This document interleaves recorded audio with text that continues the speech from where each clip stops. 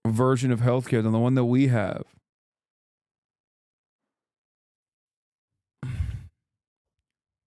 The argument isn't that Norway's amazing, okay? And does everything right. I'm saying that there are other countries out there that are doing things that we could be doing as well. And I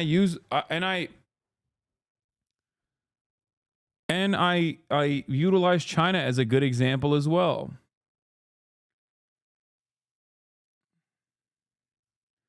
I am of the mindset, and I mean this with all sincerity, that if China was not initially considered a foreign adversary, but was like a country comprised of mostly white people and was never and was always like historically within the bosom of American empire, we would never in a million years talk about how bad it is. I mean, there are, like, France is a great example. Look at the way that France has dominated its African colonies to this day. There is never a peep about that. Okay? Nobody ever talks about that because, or not crows, sparrows, I apologize. Yes, killing the sparrows. Like, we do a whole bunch of evil around the planet, and many of our foreign allies engage in similar acts as well. But we just don't ever have the same critical lens that we do, that we extend to our foreign adversaries. This doesn't mean that our foreign adversaries are doing good. I think it just like freaks people out when I look at China as another country that sometimes does bad and sometimes does good. Does that make sense?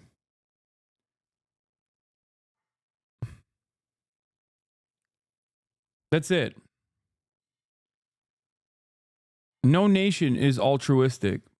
All nations are, if there's one nation that's like the closest to an altruistic one, I would say it's Cuba.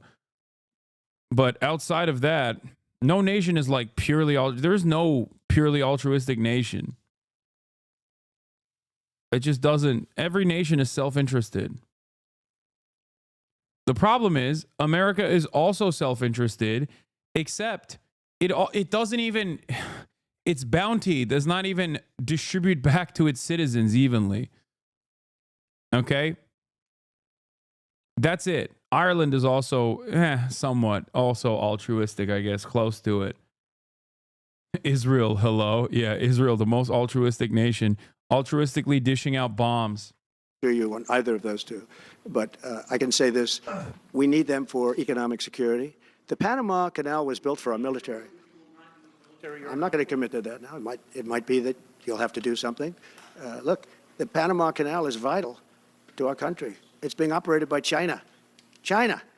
And we gave the Panama Canal to Panama. We didn't give it to China. And they've abused it. They've abused that gift. It should have never been made, by the way. Giving the Panama Canal is why Jimmy Carter lost the election, in my opinion, more so maybe than the hostages. The hostages were a big deal. Okay, so the question is, Caitlin, how much of this is Donald Trump trying to negotiate and posturing and warning them?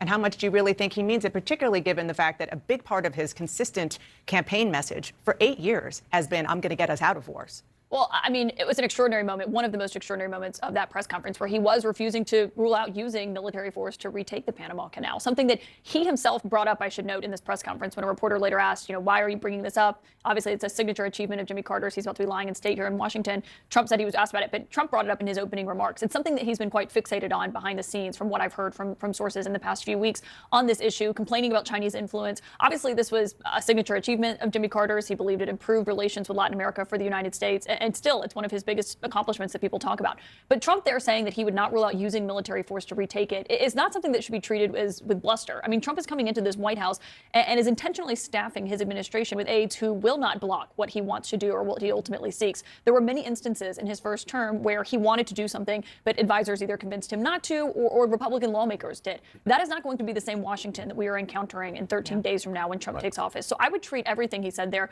quite seriously. I mean, moments after he said he wanted to rename the Gulf of Mexico to the Gulf of America, Marjorie Taylor Greene is saying that she's going to advocate for that. But I do want to say one of the biggest things that stood out to me from that press conference, from moments when Trump got out there before he even started taking questions is the level of anger. He's really agitated. Well, we know why. He made it quite clear a few moments in. It's two things. It's his legal issues overall, but it's the sentencing that he is facing on Friday that so far is still, Judge Merchan has denied efforts to delay it. His attorneys are still working to do so. And two, it's this report by Jack Smith that we are told is imminent and is going to come out. Trump was informed during that Judge Cannon down in Florida has tried to temporarily block that. Well, it's not a settled matter. We'll see if it's successful. But his level of anger over that is unmistakable. He has not been this angry since he won the election. And John, I wanted to intentionally start a little bit micro on Panama and on Greenland, particularly since his son is in Greenland as we speak. But I do want to sort of open it up a little and talk big picture about your takeaway from, as Caitlin just said. It is remarkable. Somebody who is 2 weeks from resuming the presidency of the United States, who, whether you voted for him or not, whether you like him or not, just engineered a remarkable historical political comeback, is so whiny and so full of grievances. Now, that is Donald Trump's trademark. That has been his trademark since he came down that escalator. He uses grievance to keep his people together, to keep his base together, and to keep his team loyal. But he came out, clearly, his lawyers had access to the Jack Smith report at a private meeting here in Washington, D.C. They have briefed him on it. He is going to now try to use every legal power he can to prevent its release. You could see how angry he was about it. There's the sentencing on Friday. He was beating up on Joe Biden, who, yes, is using his powers on the way out to sign executive orders to do things that Donald Trump fundamentally disagrees with. As Trump also did. As Trump also did, welcome to American politics. But talking about how he's inheriting a mess. He's inheriting the strongest economy in the world. It has troubles, it has potholes, it has issues, but he's inheriting the strongest economy in the world. And the Biden team is working with him, as Donald Trump's own negotiator acknowledged, on the very difficult issues in the Middle East, about hostage releasing and about trying to finally bring about a ceasefire between Israel and Hamas in Gaza. His negotiator was very polite and respectful of the Biden administration. Trump was quite scornful and not factual. Can I just say, I thought that was like a bookend to the interview Susie Wiles did, who was also very respectful when she talked to Axios about Jeff Zients, the current White House chief of staff. So you have Steve Witkoff on one end talking about working so well with the Biden team in tandem on an issue as fraught as trying to get these hostages out. You had Susie Wiles on the front end yesterday saying that the chief of staff, the current Biden chief of staff, is doing everything very kind. And yet, in the middle of all that, you have Donald Trump trying to gin up this notion, to your point about grievance, saying that they're throwing everything at this to make this a very difficult transition. Everybody's still out to get him. He just won an election, and then he questioned the election again, too. It was too big to rig, he said. He won the election. He won the popular vote. He should be celebrating. He should be coming into Washington. Yes, he has very narrow majorities in the House and the Senate. It's going to be difficult to get things done, but this should be someone who is upbeat and happy to come in, but he is still full of grievances because it is his organizing principle. But there are a lot of lies in there. That was a trailer. That was an hour-long trailer for the next 4 years, in that he tells a lot of lies.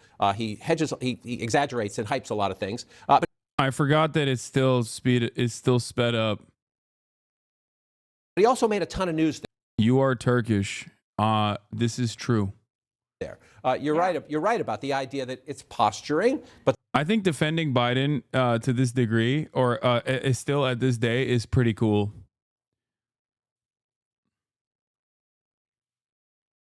The idea that he couldn't rule out using either economic leverage or military force to take Greenland and the Panama Canal. He says he's going to rename the Gulf of Mexico the Gulf of America. Canada, our closest friend in the world, our neighbor to the north, a giant economic... Okay, here's another prediction. I've been sporadically splicing predictions, okay, throughout the past couple of days. I think that... One, here, I'll put these in my notes app as I go along, okay? Predictions. Number one,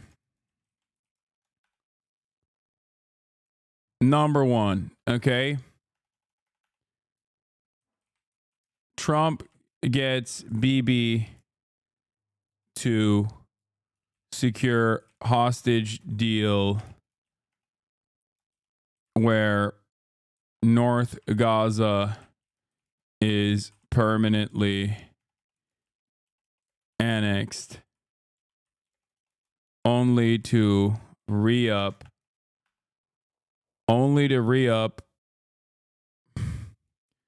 plus rearm Israel as it increases its hostilities in West Bank to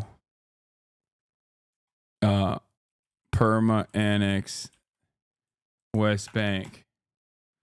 Obviously, this is a gimme. Trump, Elon, fallout, crash and burn. another prediction that I've had consistently. Some of these are gonna come across as like I'm actually actually you've heard these before, and that's because I've been saying them for a while. Okay. So you're gonna be very familiar with them. Okay.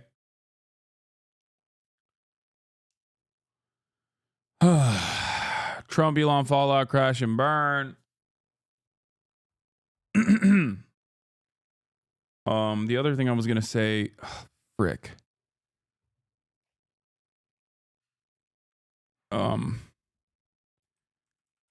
Aggressive prosecution, indirect violation of First Amendment over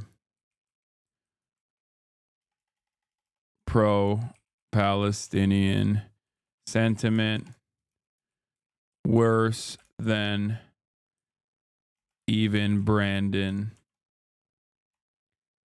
Mamala writes her book. Yeah, Mamala writes her book. It sucks. Everyone makes fun of her. In parentheses, career over.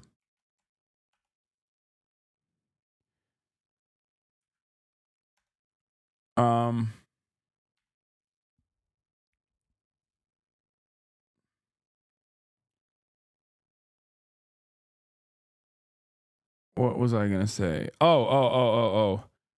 Absolutely no hashtag liberal resistance. No lib resistance this time. Trump and Trumpian far right politics are now the norm. Institutions that previously would present themselves as liberal now behave openly and outwardly right wing. Okay. Mass deportation initiatives are started, but inevitably, yeah, and I find them, but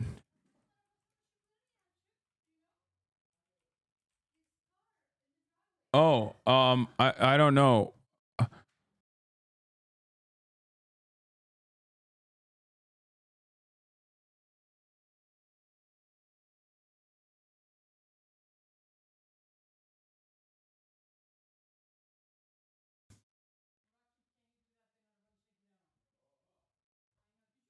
What is this? Mass deportation issues are started but never reached the numbers Trump promises, since it's quite negatively impactful on the economy. RFK dies in a very weird way where it takes a long time to figure out what did it. That's a joke prediction, okay?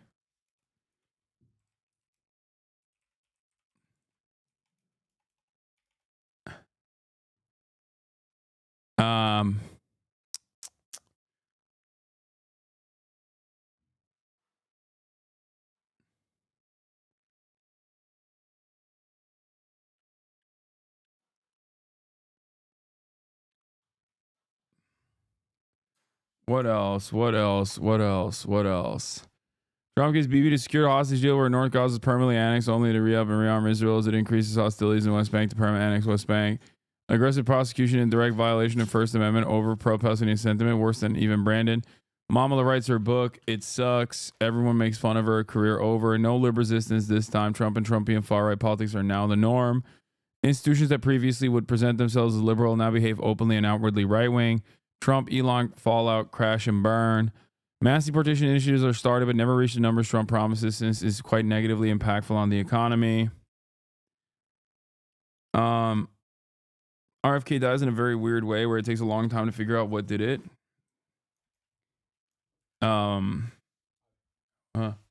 Telephone off.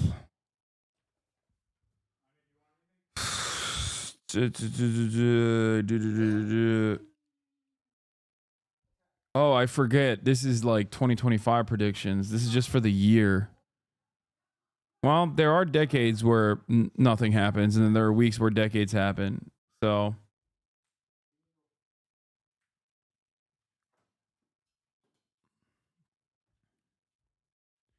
pepper in a few more happy ones. There are no happy predictions. The country is on the pooper. The world is on the pooper.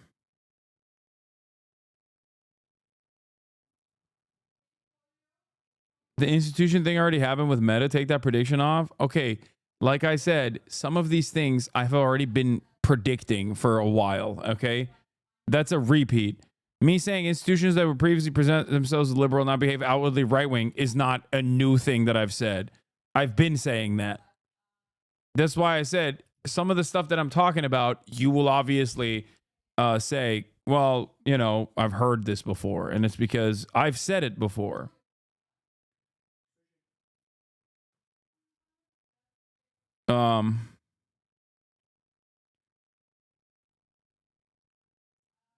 What else? What else? What else?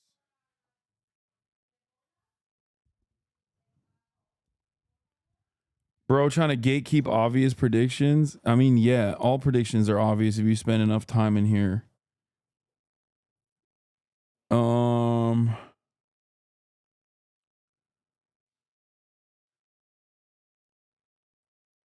China doesn't attack Taiwan. Now, that's an interesting one. I was a hardliner on that last year, but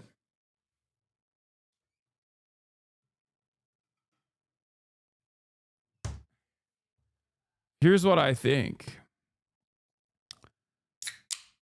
And this goes along with my predictions in general, but it's like this is a broad one. It's not just for 2025, but like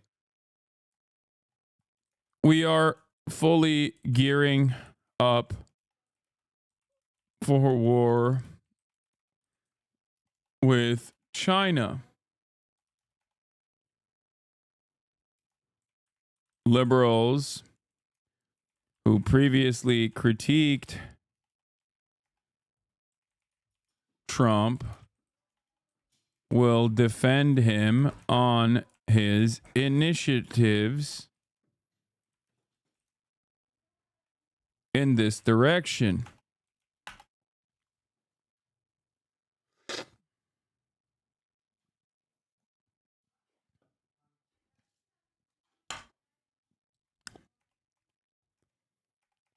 Also, I think the Trump and Elon crash and burn, many people think it's going to be over. People think it's going to be over narcissism. Oh, fuck, I don't know how to spell it. Whatever. People think it's because Elon, they're thin-skinned, but it's actually also going to be over China. And Elon's connection to China.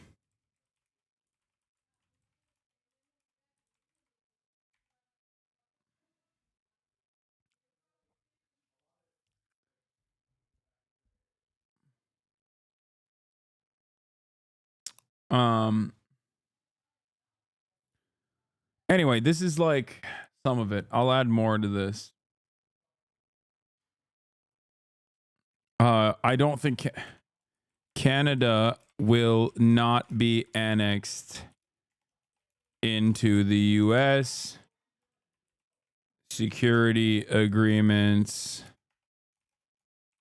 over Panama and maybe Greenland. No annexation.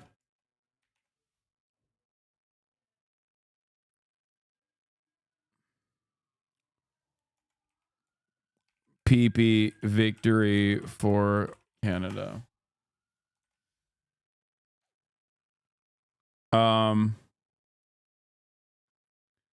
Does Elon have a connection to China? He has a massive Tesla factory in Shanghai. I'm on too many medications to become a state. Good luck.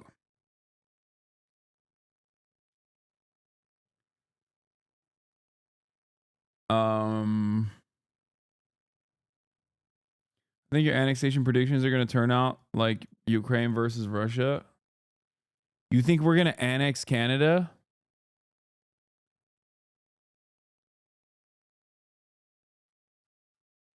I find that really strange, but who knows?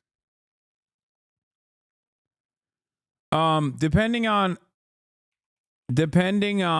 how EU reacts, either American hegemony is permanently shattered,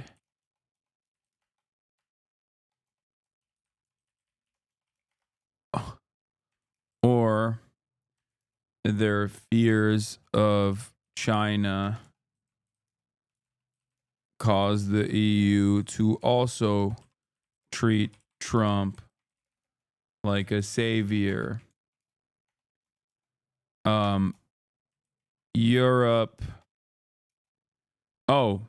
Europe far right swing continues.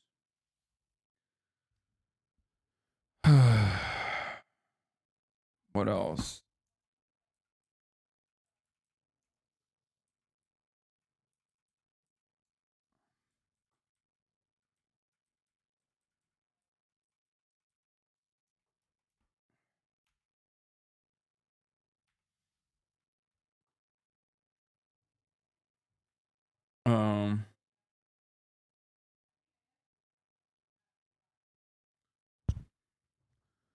At least one very devastating natural disaster. At least one. Massively consequential natural disaster. I mean, that's again a lock, but Clarence Thomas definitely, retires. Will happen. Natural disaster is basically the free space. You're right. On bingo. It's literally a free space.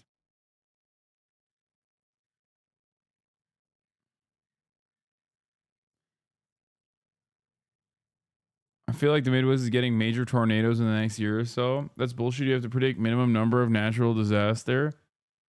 I'm telling you, it's one. At least one.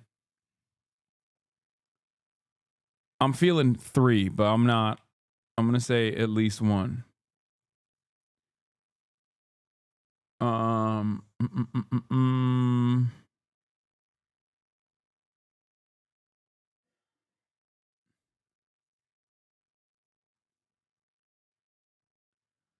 Okay, for Death Watch.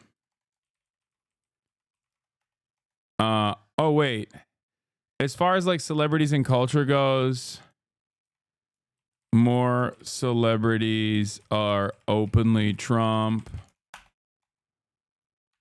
I think there will be like a Me Too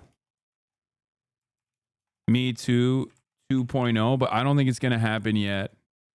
I think that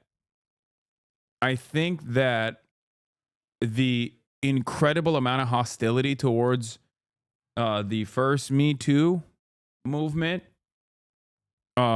is going to set the stage for a second Me Too, but not this year. So I'm going to delete that. I don't think it's going to happen this year, but I'm saying it like it's going to be Me 2.0, but like I think it's like I think we're just simply we're laying the groundwork for it. This one is actually interesting, but TikTok doesn't get banned.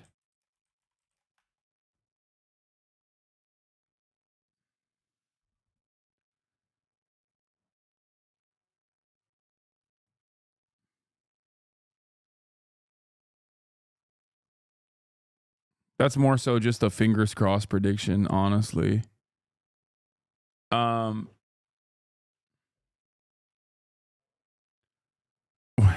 What about the ICC? BB doesn't get locked up by the ICC. Trump will go to great lengths to protect Israel. That's another free space one, basically.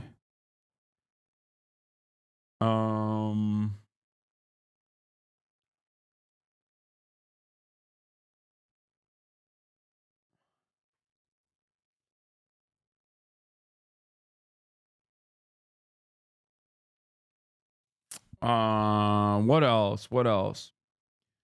Oh, for deaths, Death Watch. Joe Byron, Nancy Pelosi, Mitch McConnell, already dead.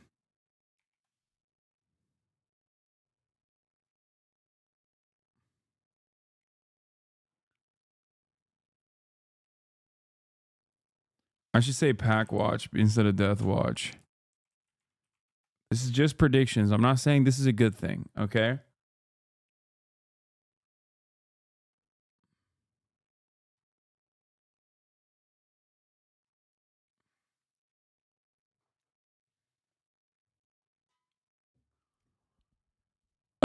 Luigi Mangione prediction.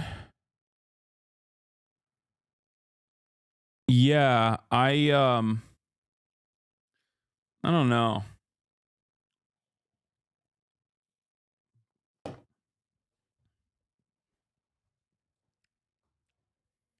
That's also not a fun one.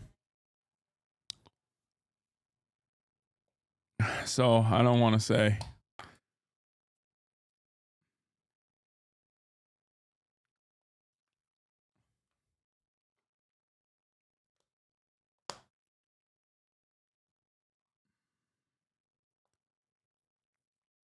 You think there will be a wait? I don't think Grand Theft Auto 6 comes out. That's what I think. I think GTA 6 was pushed back.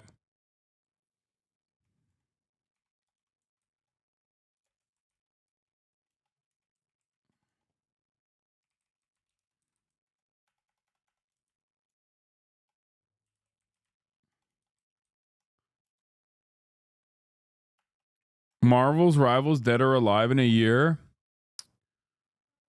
Ooh, that's a good one. I think Marvel Rivals is dead in a year.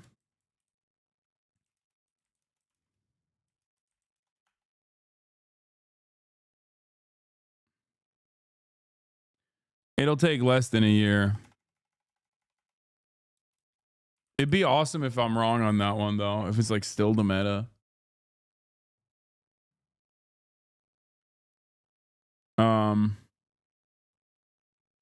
Define Dead, Overwatch 2 style. Is that good enough?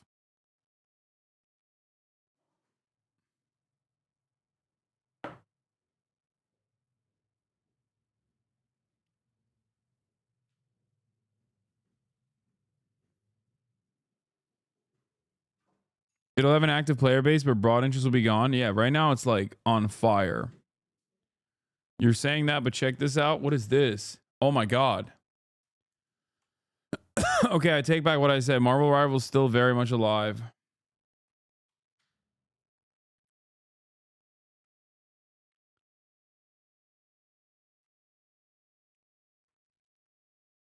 I don't think the ICJ court case ends this year. I think if Valorant survived this long, Marvel Rivals will also.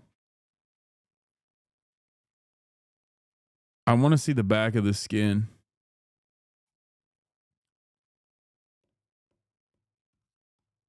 A crumb of positivity. There is none. I might be wrong on this, but I feel like we are now at the precipice of like liberals completely opening up their arms. I mean, look, I'll say this. I'll say this. I'll say this. I'll say this. Okay.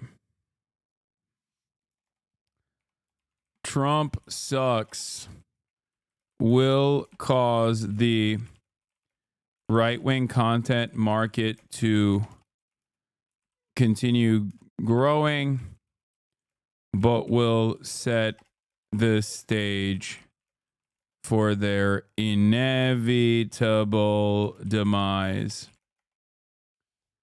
Like, what I mean by that is this year you'll see growth in the right-wing movement and mobilization online. Okay? You'll see people soaring. But I think eventually by year two, they will realize this shit sucks. Like all the anti-trans, anti-woke content that we put together didn't really change anything. And that our lives are still kind of shit. That's what I think. Back of the skin. Oh.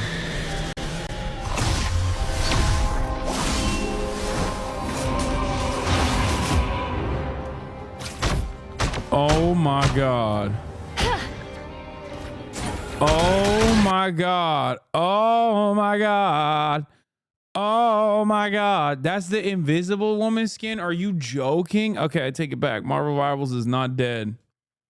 It's alive in my hearts, dude. It's alive in my heart, and it should be alive and well in yours. My man.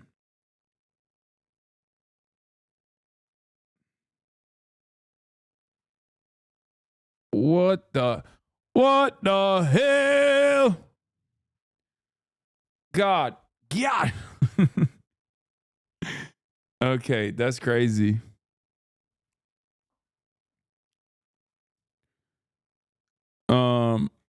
That's craziness. That is crazy. I don't get it. She's not invisible.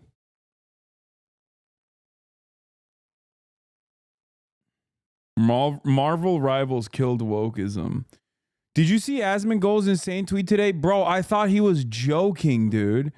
I thought I saw someone else post a screenshot of the tweet, and I was like, there's no way this is real. Brother, I'm sorry. This is the worst thing I've ever seen anybody tweet. Like, there's no way this person seriously tweeted this. There is no way this person... No, I'm telling you right now, dude. There are a lot of people... There are a lot of people who definitely in Asmongold's fan base that are like, this is a great tweet. He tweeted like a bot. He tweeted like a blue checkmark chat GPT machine. Like, this is literally trying to farm as much of that delicious algorithm as possible. Like, it blows my mind. First of all, everybody always talking about Hoeflation, but it's actually the opposite. First, I've never seen Asmongold say, everybody always talking about Hoeflation, but it's actually the opposite. Asmongold trying to be a Def Jam comic in 2025. Like, what? He said it on stream? What? Everybody always talking about Hoeflation. Know what I'm saying? It's like Steven Crowder trying to do a black scent. Yeah, steak logo ass tweet. Yeah. This type of tweet is relegated to a 16-year-old white boy who is not allowed to say the M-word, but he has like a black person as the PFP on the account. You know what I mean? That's like... What do you mean Hoeflation? Who is everybody talking about Hoeflation? Replace everybody. If everybody around you is using the word Hoeflation, you should be around nobody. Okay? That's number one. I used to be able to go to GameStop or Target and see hot bitches working there every.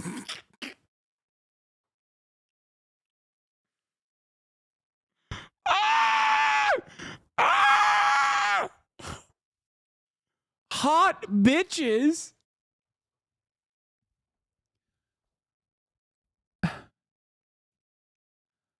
Hot bitches every day at GameStop? No. No. I'm sorry. I do not believe this is a no. No. Fear buck ass tweet.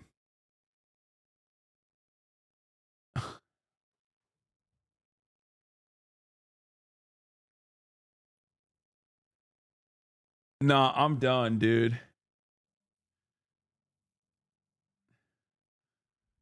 We got Asmongold saying words like Hoeflation and hot bitches before Grand Theft Auto 6.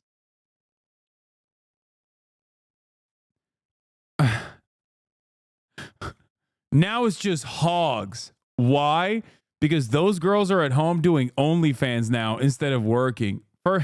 First of all, what a silly argument. Yeah, I know. First of all, girls should be working minimum wage jobs at GameStop instead of making so much more money from the comfort of their own homes. Is like, yeah, no shit. Okay. If that was the case, it makes total sense. I don't believe this is the case, but what is this tweet? Dude, what is this tweet, dude? This is like Ninja's Brawl's wife. Someone in the chat said this is giving Ninja's Brawl's wife tweet energy, but like that one is like kind of Mormon coded. Like that's like funny, but also ultimately harmless. This is like Asmongold trying to tweet like he's Andrew Tate. And it's funny because like Andrew Tate at least has all of the other fixins, you know what I mean, that present him as this beacon of masculinity and you know, he's like a sexual guy. At least he presents himself as such, even though I think he's a deeply insecure man who is the zestiest of all time. But like Asmon, like the words that he's using, like Hoeflation and hot bitches, when you remember what Asmongold operates like, what he looks like, what he does on a day-to-day basis, you're like, why are those words coming out of your mouth? Like, that's a whole different type of right-wing content creator. Do you know what I mean? Which is why I think this is still some semblance of satire. Okay?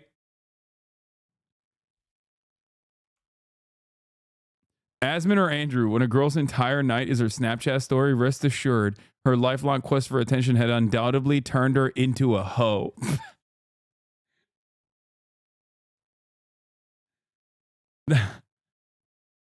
I don't think Asmongold said that.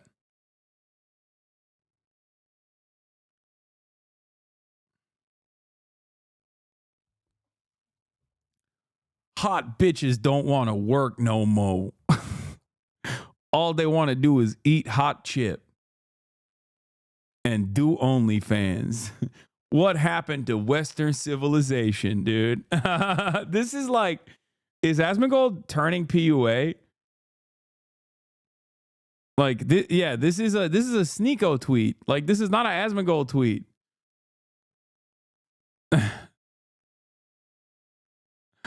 What is happening? I can't get over this tweet coming from the mouth of Asmongold. First of all, who goes to GameStop? Like every part of this tweet is busted. Like, who's going to GameStop? You buy everything online, unfortunately. Like, physical copies are no longer in fashion.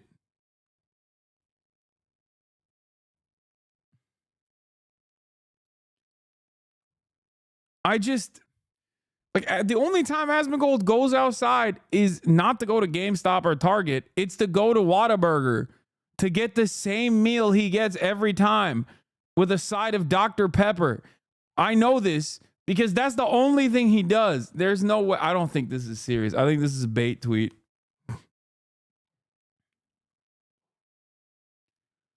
I can't get over this take, man.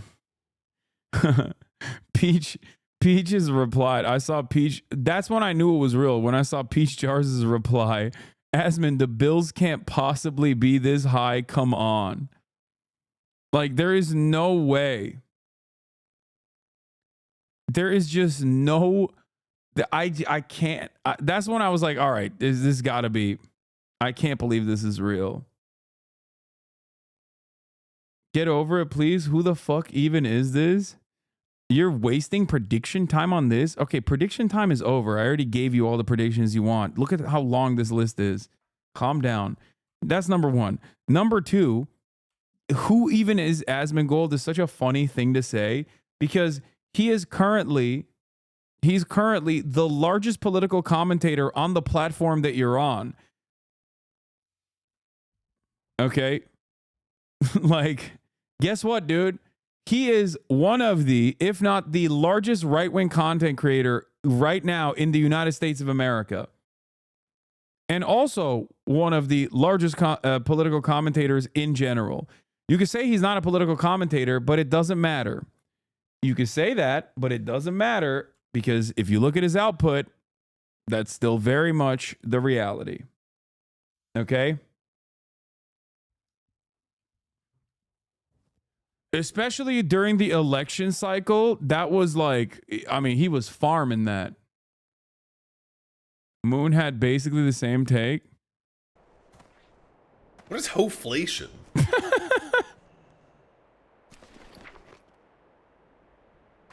Also, sex work is like work. Hello, Asmongold criticizing someone else's labor is crazy work. He can't even maintain eye contact with a woman, zero self-awareness. No, I'm gonna shock the world right now with this revelation. Asmongold not only knows that sex work is real work, Asmongold used to date a sex worker and used to be pro-sex work back in the day.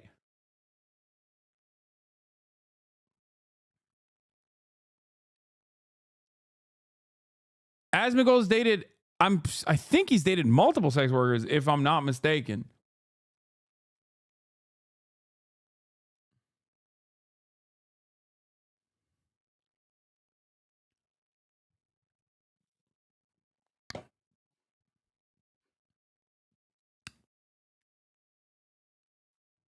GameStop or Target and be like, wow.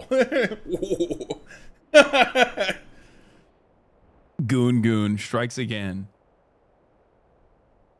Whoa. Who do we send our rune cloth to? I think we sell it for our amount, guys. That's what we're gonna do. Yeah, I can't get over this. This tweet is in the halls of greats, in my opinion.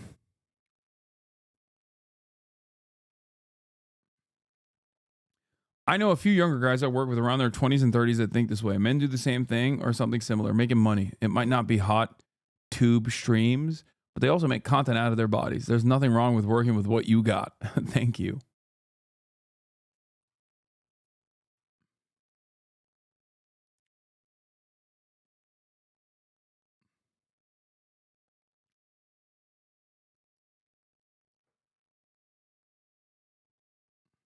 Shut up. Oh my God, you can be pro sex work and realize the concept of working harder for less is real? Wait, what?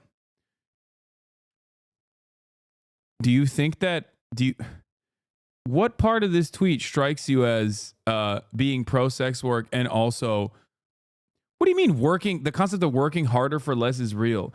Here he is upset. Okay. Here he is upset that the girls are at home doing OnlyFans instead of working at GameStop. The normal way to say that, which is, by the way, a already an established faulty premise, would be, hey, honestly, I'm sure that there would be less people doing OnlyFans if people that, you know, work at GameStop got paid the same as you know, content creators on OnlyFans. Not that there is any issue with OnlyFans. The word Hoeflation on its own, I don't care about the other nonsense. Wait, what? Hoeflation? I don't understand what you're getting upset at here.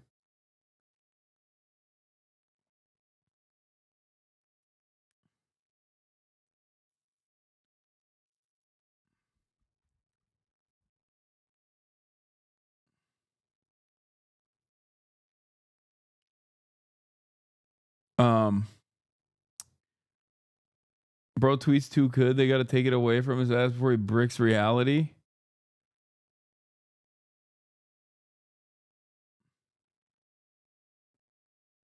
Can you define Hoeflation, please? I don't know what it is.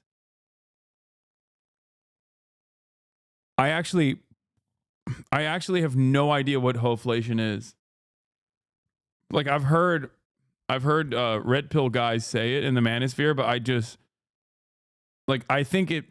No, I'm telling you, I don't know what the exact terminology is. Does it mean that there's just like more hoes out there?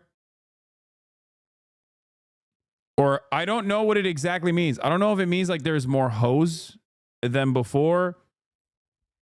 Or if like hoes are, the existing hoes are inflated in value when they should be deflated.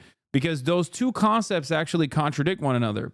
Because if the marketplace of hoes, if the supply for hoes has gone up, whereas demand has stayed relatively the same, then obviously the value of the hoe would deflate. Whereas if the value of the hoe has inflated, that means that there is not more supply of hoes, but simply more demand of hoes, whereas supply has stayed relatively the same. This is why I don't fully understand the concept of Hoeflation. Maybe I'm too autistic to understand it, but like I kind of generally get it. It's just a way to shit on women, but I've never fully understood what it meant. Hoeflation, a disaster for human civilization, from Black Pigeon Speaks. Okay, this seems like a smart guy. I'm going to learn a lot from this video, I think. I do not accept a coffee or a walk as a possible date option, and neither should you. First of all, I'm not a dog that needs to be walked. Second, I have an espresso machine at home, works fabulous. We're not doing drinks either. You're gonna try to get me drunk and take me back home. No. We are doing dinner. You're gonna pick me up. We're gonna come to the restaurant. We're gonna see your table manners. We're gonna see what you order. We're gonna see, do you hold your chopsticks correctly? We're just gonna, study you a bit. Okay? So what's the argument here that she's like annoying? I mean, because she is. Like, is that Hoeflation, that like women have become more annoying or something? Like, there are annoying women out there, just like there are plenty of fucking annoying men. Bro is a hoeconomist now? No, I am. I've learned about the supply. I'm learning about the supply chain of hoes. So dinner it is. Thousands of tears later. I started the egg freezing process. I did some preliminary tests. I wanted a podcast with this woman. Her entire life perspective was never settling. Her entire brand is being bougie best friend. She has nearly 300,000 followers across multiple platforms. I will reserve my thoughts on this for the time being because I have to word it carefully, or people will think I'm attacking her personality, not her philosophy. So you will all have to wait on that commentary. If you are a single and childless woman, do not watch her content if you want marriage and children. Oh my God. I hate every single person that is involved in this. I genuinely hate every single person that's involved in the story, from the guy, Black Pigeon Speaks, which I assume is going to do. I mean, anyone who writes an entire dissertation on this is truly needs to be institutionalized. I hate the original woman because she's like the classic annoying influencer, who is basically doing, and this isn't the same because there's no structural violence associated with her like behavior, but what she's doing is basically like Andrew Tate style commentary, but for women, not to the same degree. And I'm not saying that there's any moral equivalency there, and I'm certainly not saying that she's done any of the crimes that Andrew Tate has done. I'm simply stating that like the overarching void that Andrew Tate fills is bravado and like, you know, these depictions of hyper masculinity, oftentimes by basically presenting himself as this like dominator of women. And this is like the shitty attempt at doing the same thing from the opposing side. Of course, it's not a moral equivalence. There is, I'm going to repeat that again before the Radfems slit my throat online. She basically isn't doing anything wrong other than being annoying. Okay. Andrew Tate does a lot wrong besides being annoying. But anyway, but I also don't like this other person too, because it seems like she's basically placing a lot of emphasis on, if you're a single and childless woman, do not watch our content if you want marriage and children. Like, what do you mean? Why are you learning about marriage and content and how to get these things from watching online influencers? Why do human beings not know how to human being anymore? What is happening? Like, do you not have a single human being in your immediate vicinity that you can rely on? Their experiences, the experiences of... Look, classic. She's annoying. He's a human trafficker. I literally just said there is no moral equivalence nor any real equivalence in terms of all of the things that Andrew Tate has done versus what she's done. I'm simply saying that aesthetically they are filling individual voids. Ultimately, I'm not making that comparison. I'm simply stating that there's no equivalence there, but they're filling similar voids for their target audiences. This is the equivalent of to men saying they want to take women to the pool in the first two. Yeah, exactly. Okay, never mind. You actually made a really good point here. This is the equivalent of like a PUA podcast. They're saying they want to take women to the pool on the first date. Exactly. Never mind. I popped off. I have a little bit of a hair trigger because I've been getting yelled at by Radfems a lot. You are redeemed, and I apologize profusely to you, chatter. I thought you were purposely misunderstanding my point that I was making. All right, let's continue. It showed that my account is really low.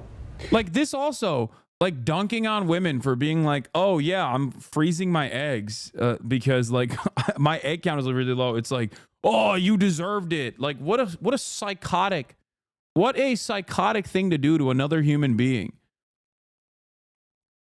Like, yeah, her vibes are bad. Okay. Her vibes are bad. She's annoying. She presents herself as like a classic, like out of touch Instagram influencer that's like, I'm the shit. And, you know, I have these expectations of myself and I have these expectations from others.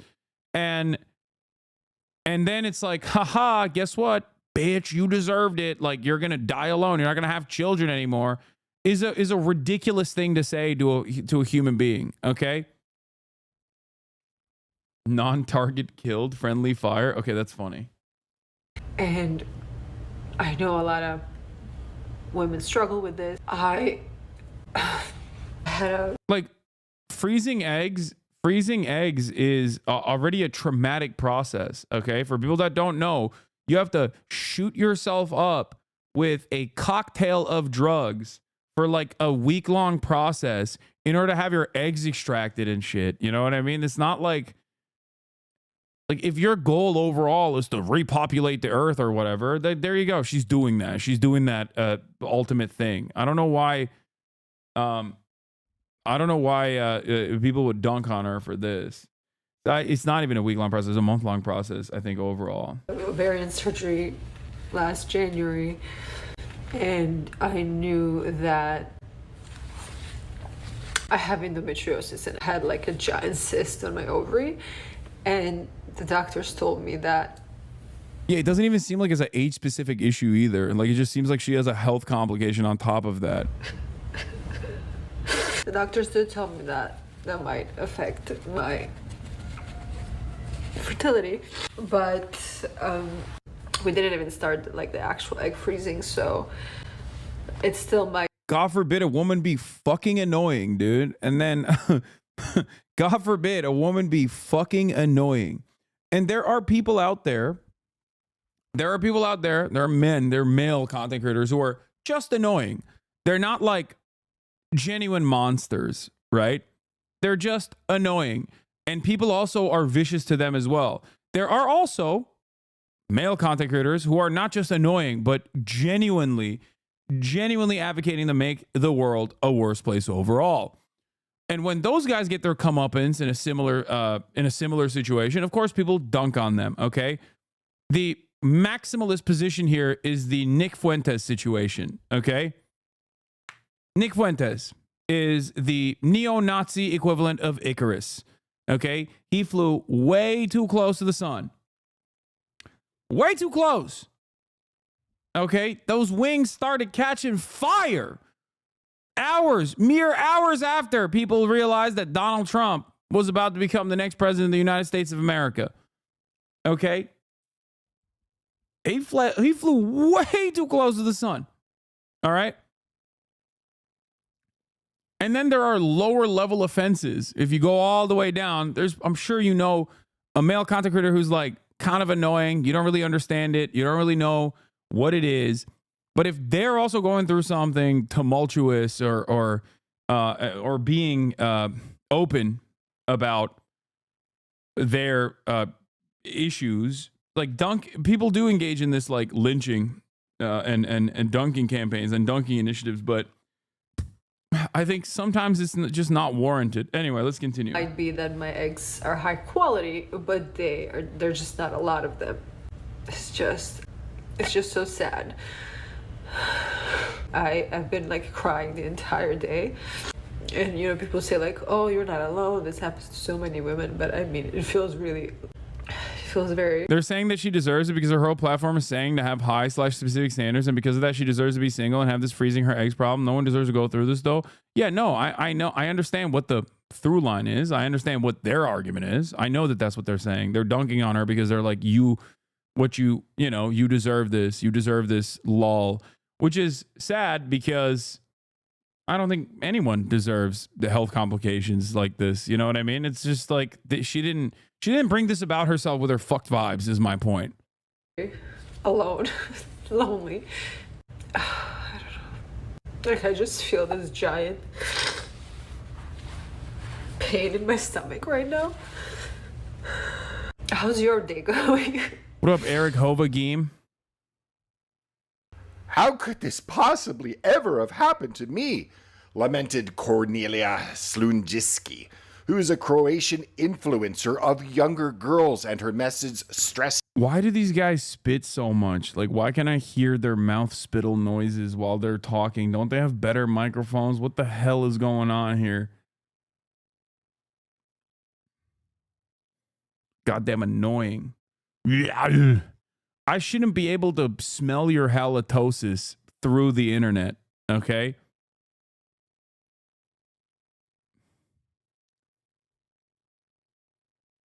Bridge troll sounding ass motherfucker. This is the mantra of never settling for less, as she is the best friend to her 300,000 followers across platforms.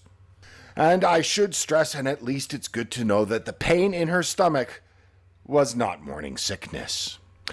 But how does the influence and attitudes of the woman, that being Cornelia, how do those attitudes expressing the mantra of live, laugh, and love create societies such as those we're now experiencing?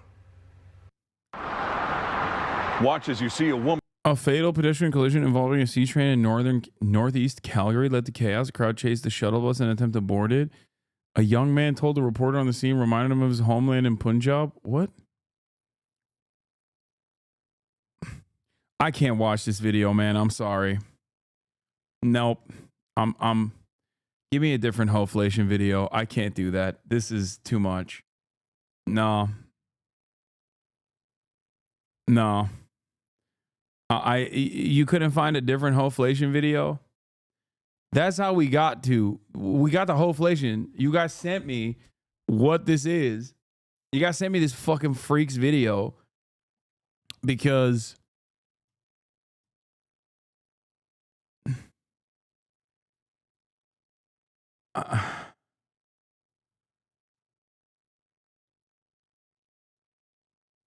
Wait, Asmongold? Newscaster addresses the rude dating down. Seeing a trend of women dating down, which means, you know, a man who... So it looks like women are getting victimized again. Math genius? Asmongold saw this guy, Ho Math, and he titled this video, Math Genius? Oh my God. Oh my God.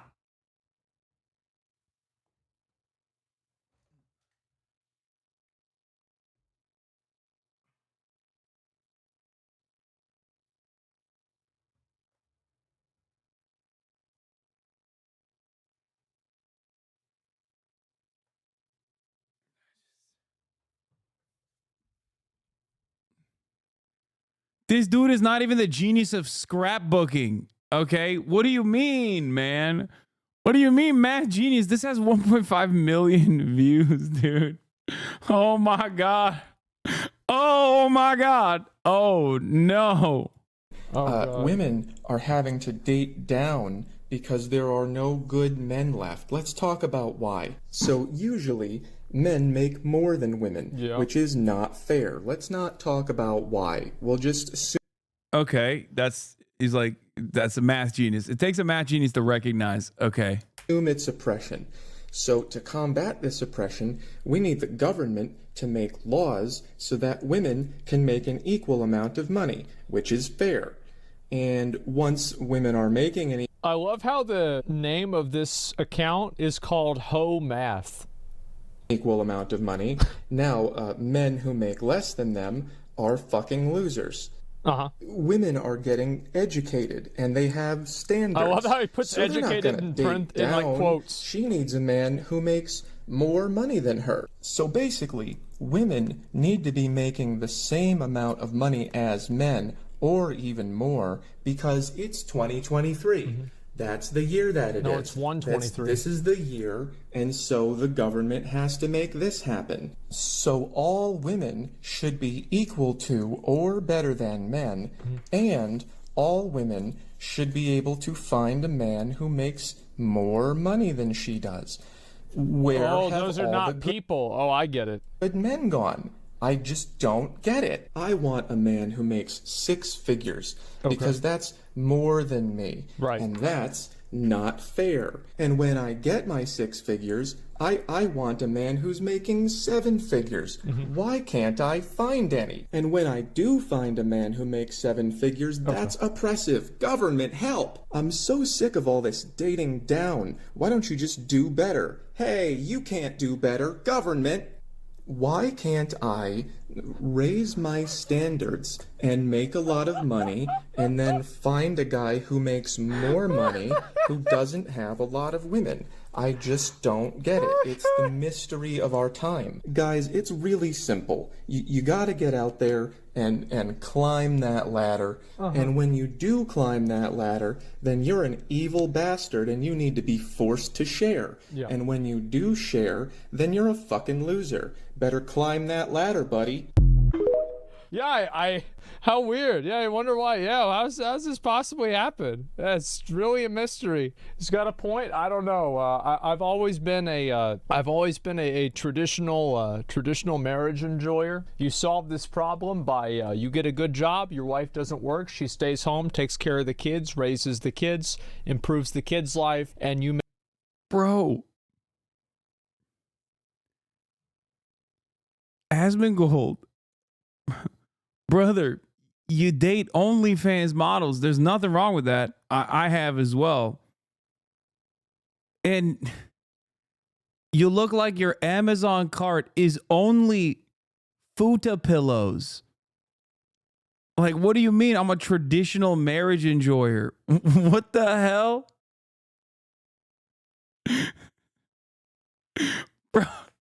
Bro, we're Twitch streamers, man. What are you talking about?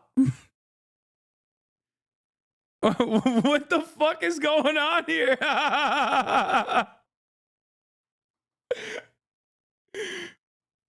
Not only are we both Twitch streamers, we're both watching this guy named Homath scrapbook instead of doing a school shooting, which I think is good. I'm glad that he's at least scrapbooking about how much women ain't shit instead of, you know, drawing the blueprints of his school that he goes to. What the fuck?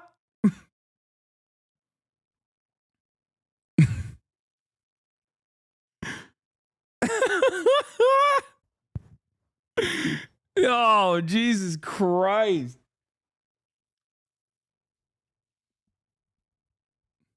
Also, what was the point? How did this got 1.5 million views? Make What? all the money. Problem solved. Yep, that's all you do. And then you don't have to worry about the chart. You don't look at any of this fucking bullshit. It's not an issue. I strongly.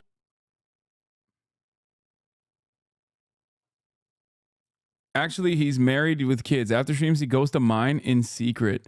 He's just a nasty insult for the views. Yeah, he's married to you. You've been married to Asmongold, and you carried his children.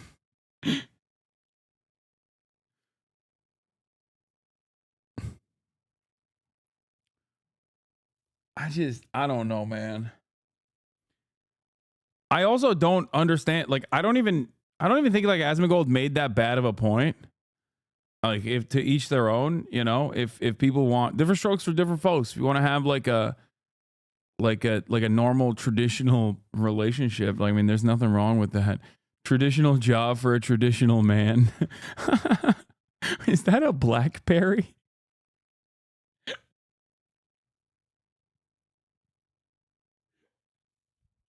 What is going on, man? What is this? Homath, a strange YouTube. Oh, we watched this. We watched this. I'm pretty sure. Yeah, the Homath channel is like crazy. It's actually crazy. Hoeflation, alternate explanation from Candace Owens. What is being dubbed Hoeflation. A friend of mine, Paul Joseph Watson, has a YouTube channel, and he spoke about this concept of Hoeflation, ho plus inflation, where when your grandparents, or rather your grandfather, was growing up, he had to do less work to find him a high quality woman, a woman that wanted to stay in the home, a woman that dressed conservatively, a woman that wanted to raise. Urban Dictionary says Hoeflation's concept of men having to work 20x harder for than their grandparents did for women, 20x worse than what their grandmothers were. Man one, why don't you get a girlfriend? Man, because Hoeflation is insane at the moment. So yeah, just repackaged misogyny. Wait. Oh, I guess so. The solution is market interference. Like, they want market regulation, and that is, of course, arranged marriages, I assume, right? That's what it is. Like, women ain't shit. They should know their place. Why are you getting a job? You should be in the kitchen, barefoot and pregnant. State mandated girlfriend type shit. Dude, it's 2025. The male loneliness epidemic is real. We can't all be walking around as influencers with mad bitches getting Twitch money and fucking all the time. This shit is real to us. Slatty Maddie got silenced for an hour and came back stronger than before. Okay? Begging for a secondary. Begging for a dual strike in one day. He's not being serious, chatters. He's just aching, quaking for another one.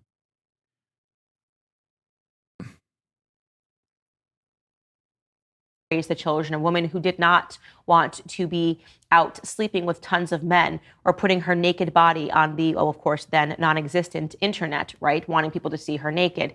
Now he's saying men have to work harder to find those. Okay, this doesn't make sense. If putting your naked body on the internet is bad and lower quality, then there's more lower quality product out there. I don't understand it, which means, you know, you can just like not attempt to go after those people, I guess. Like, what? This doesn't. I don't get it.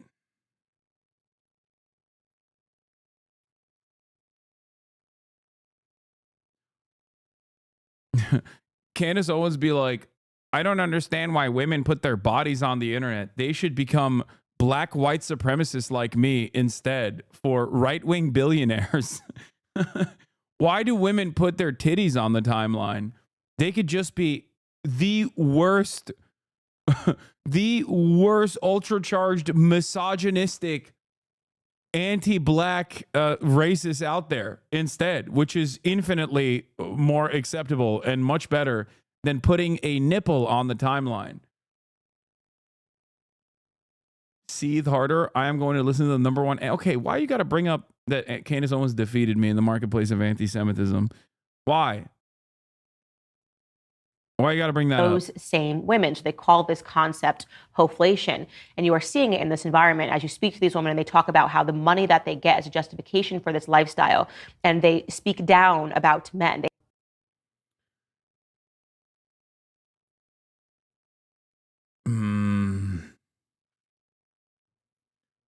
Yeah, I'm number two. I'm number two anti-Semite. Yes, I know. She defeated me.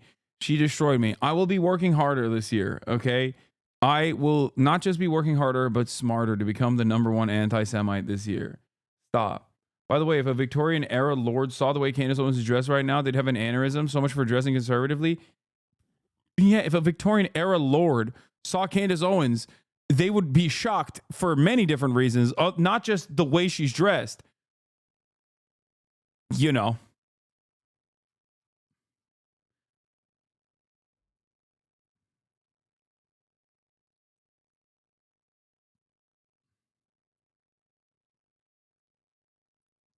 OnlyFans is next gen labor evolution of strippers, much more safer to earn money at home than in the club. Yeah. I love how these guys are like, men are so much stronger and mentally tougher than women, but are also so fragile that any criticism will instantly kill them. I just don't understand these like broad sweeping generalizations, you know, across the board in terms of like women are of lower quality. It feels like you associate the quality of women with the wrong thing. You know, like what makes a woman lower value is the question here. If it's the fact that they've had more dating and sexual experiences, if you consider that to be low quality, then yeah, I guess.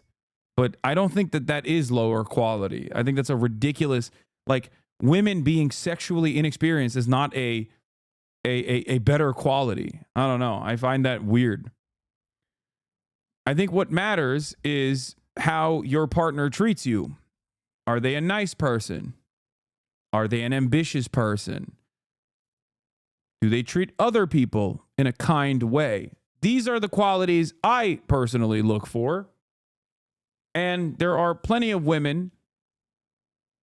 I don't think that has changed throughout time is what I'm saying. Like, I don't think that there is like a societal, there is a genuine societal fissure there where women are just like treating the service industry workers worse now across the board. It's just a stupid argument. We know what time you on, buddy. Yeah. Well, your mom is still very high quality to me. Snipe the chef.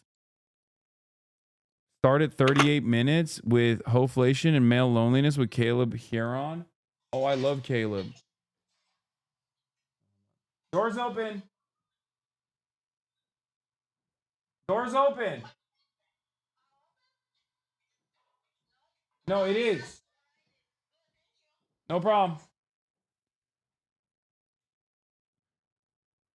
I love Caleb. Hilarious. 38 minutes. Yes, of course, that's kind of funny in theory. Dude, Caleb is so funny. I would love to go on his podcast, like, actually. But these are the same guys that'll be like, the universe has conspired against me to make sure that I'm lonely. It's like, or you're a fucking loser. Yeah, man.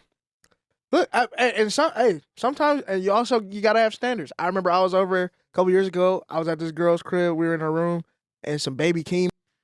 What is this? Hoeflation is perfectly in line with right-wing ideology and beliefs. No question meritocracy. You want a good, high-value woman, whatever that means. You work hard for it, right? Yeah, that's the problem. These dudes don't want to work hard for it, and they also don't think that it's their fault at all. And what's really funny about it is like one immediate way to solve that equation is just not believe things like Hoeflation and not behave in that way. Because if you do behave in that way, you are going to be repulsive to a ginormous percentage of women. And maybe it'll be a self-selecting group of people who are unfortunately too dumb to recognize that you're a horrible piece of shit. So that's the problem. These guys, and this isn't to say like all women are beautiful and pretty angels and also special and never wrong. There are a lot of dumb broads out there. And these guys are constantly finding themselves in this like self-selected cycle of dumb broads. And then they turn around and go, why are all the broads so dumb? It's because you're awful. And the only people that will put up with your shit have to be really stupid. So stupid that they have no like self-preservation skills. Okay.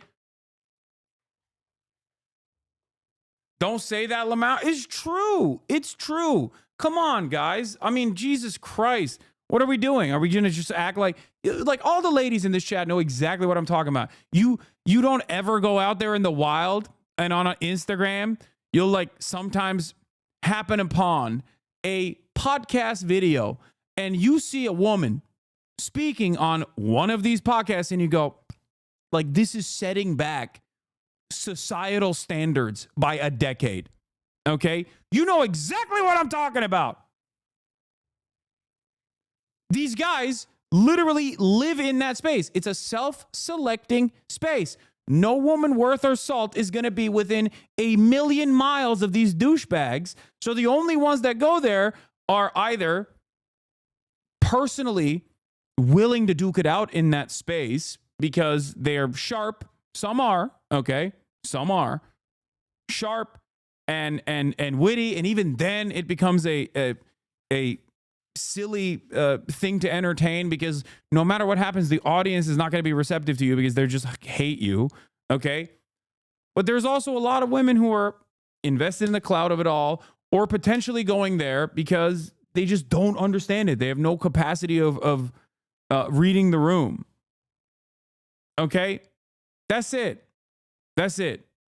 So then these guys are always like, why are all the broads like this? It's like, dude, too much of a generalization there? I don't think so.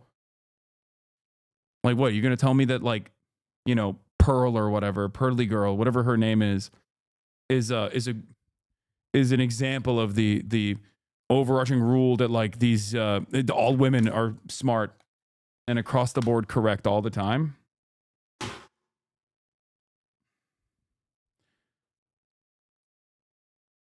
Anyway, my point is, okay? My point is that these guys would probably be able to meet partners that are amazing, wonderful people, and would potentially even better themselves if they weren't such shallow misogynists. That's it. If they didn't see the world in such a one-note matter.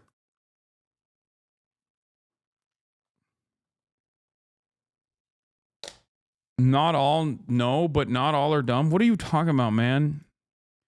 I never said that. Yeah, you're right. We are in agreement because that's not my position and you misunderstood what I was saying. That's it. That's the number one factor that is putting you immediately. That's the number one factor that's like putting you immediately in a very different space, okay?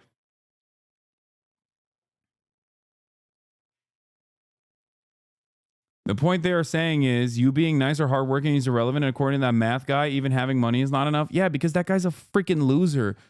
And the number one way to eliminate that problem that you have, the problem that you have is like you're not meeting any like women that want to date you, okay?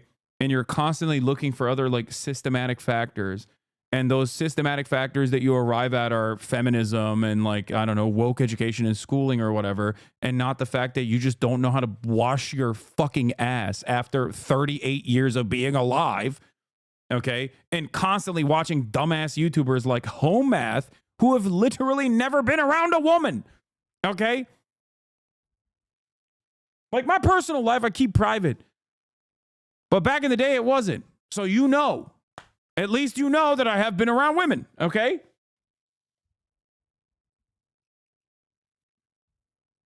These guys have no credibility. Even Andrew Tate, at the very least, like, you know, either kidnaps or at least pays women to be around him so we can take photos with them. Half of these unwashed incels online never even show their face, because if they did, you'd be like, oh my God, okay, I know why you're writing this fucking manifesto about how women ain't shit.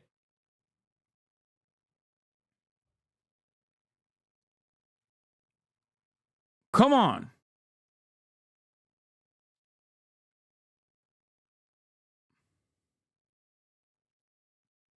Anyway. That's the point. The point is every man and every woman, okay, has the capacity to better themselves. We have so much more potential than how we exist in this space, okay? An unlimited amount of potential. That's why I always say every guy is a 7, okay? Every man is a 7. And 7 is really good. But most people refuse to take matters in their own hands and consistently look for, and this I guess comes across as kind of right-wing when I say this, but everyone consistently is looking for systematic factors to point the finger of blame at. And there are some systematic factors that are genuine hurdles, okay? Poverty being one of the most important parts. But it's not feminism that is a systematic factor that is causing you not to get pussy, okay? That's it. Throw to dump. I wasn't yelling at you, by the way. I was yelling at a point, like this point that people make.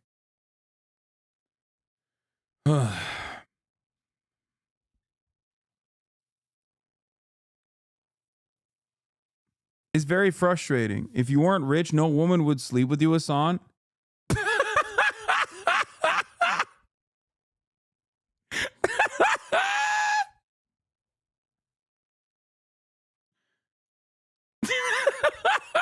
What?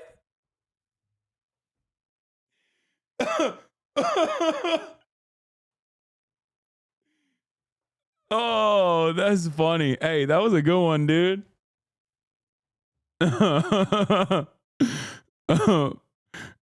Oh, man. That's true. Yeah, you're right. Well, good thing I am, I think.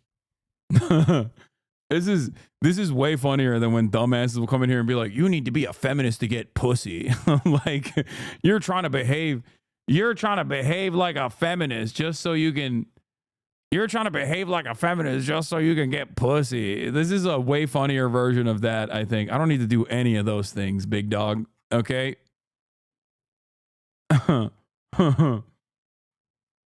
Also, let's just say I was doing a lot better when I was broke.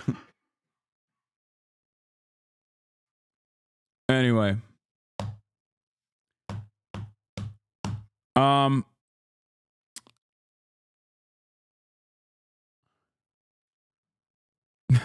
Did you not catch Meat Watch 2024 chatter? The women want the Haas hog.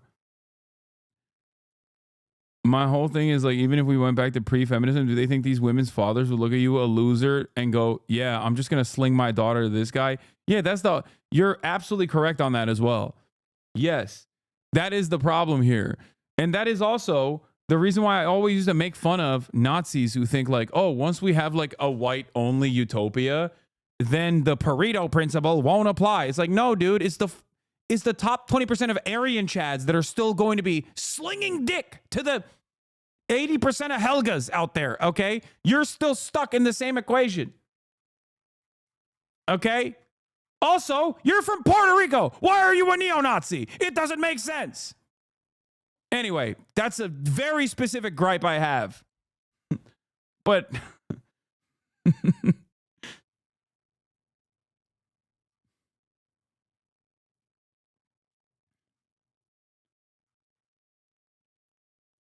But that chatter is correct. It's like these guys think, oh, dude, if we if we drop this feminism, if we go back to the old ways, it's like all of a sudden I will have a better time locking someone into a perma relationship that they can't get out of. And guess what, dude? A lot of people misunderstand the dynamic of no-fault divorce. A lot of right-wingers get mad at no-fault divorce. No-fault divorce is there to save men, okay? And when I say save men, I mean like literally save their lives. Because back in the day, when there was no-fault divorce, you just mysteriously passed away, usually because of, Visine being drip-fed into your soup every night. But that's it. Yeah, you could get away with like abusing your wife for, I don't know, a couple months before you mysteriously perished. Okay? Mysteriously. So perhaps it's better that you are a deadbeat divorced father who is still very much alive and not victim to a random mysterious death caused by drip feeding Visine into your food supply. Okay? I don't get it. I'm saying back in the day, there was only so much physical and emotional abuse women would take. And if they had no other outlet, if they had no other options of like, I don't know, escaping this treacherous relationship, they would just poison and kill you. Okay. That's it. What's the expectation there? Did they just like sit there and take it forever? Some did. Some took matters in their own hands. Okay. My point is, it's probably better that, bad relationships are not forced to continue.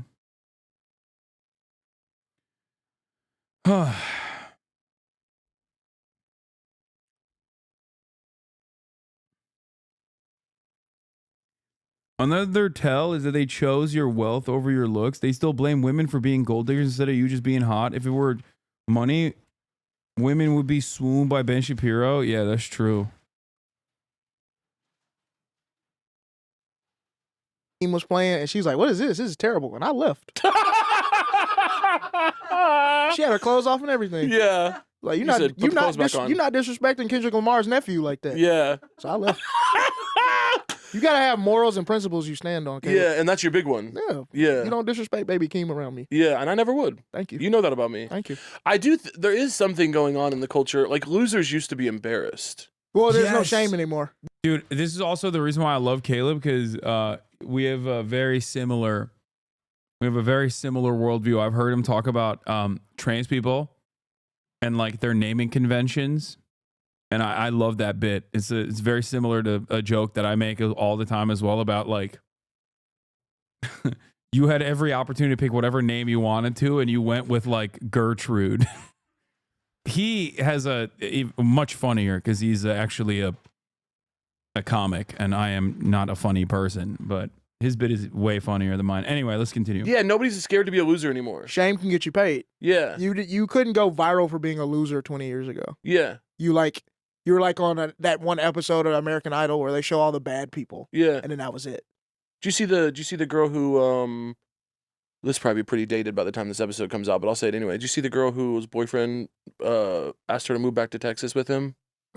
You see that? You guys see that? Where do they live currently? Well, there's this girl. She made this whole like TikTok video that was like her like sobbing into the camera, and which I have quite feelings about that. I hate when people cry on. I do too. And you know what? I recorded a video the other day. I was trying to make a video for this abortion rights thing in Missouri. Okay. And I got worked up enough that I started crying, tears coming out of my eyes. And you know what? I said, this is really powerful. People would really like this. I'm not fucking posting it. I'm not posting it. So there are like 3 videos of me in my phone crying about abortion rights, and I said no posts. No posts. We don't need that. The static images will have to do. That's almost as bad as what's her name, Gal Gadot singing. Yes. It's manipulative too. I'm like, I don't want you to care about this because I got worked up and mad at Republicans and started tears. You should already care about this. I'm just reminding you to go take action. Go vote. Yeah. But she was posting. She was like, oh, my boyfriend. We lived in L.A. and he said he wanted to. Yeah, let's play it. I guess we have it. Do we need headphones?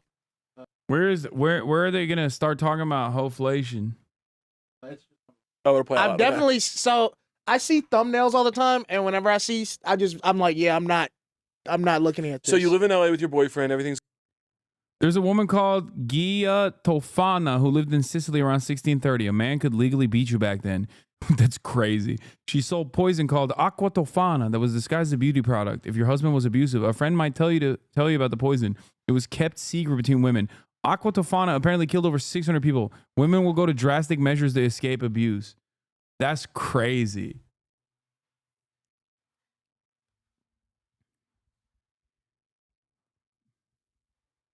E Gia Tofana. I mean, it's self-preservation. It's protecting yourself. It makes sense.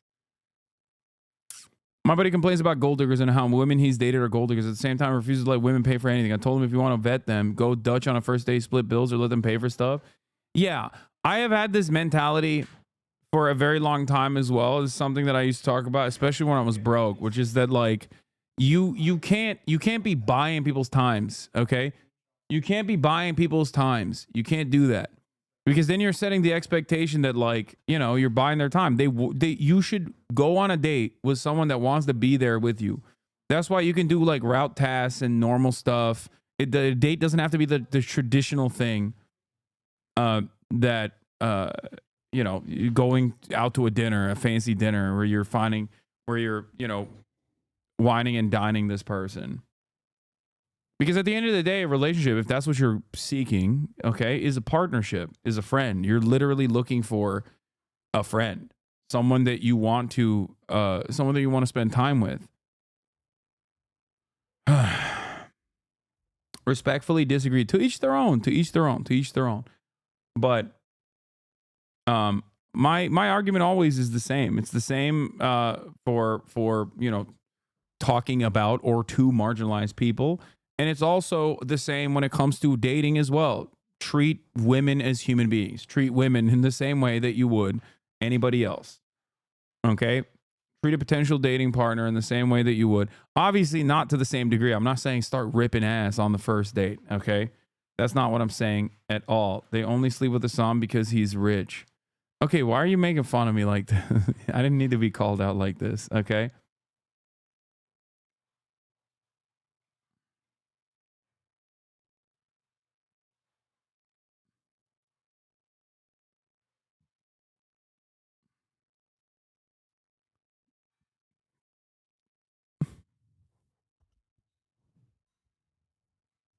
Hasan, I would date you for your looks and your money. Okay, thanks, chatter.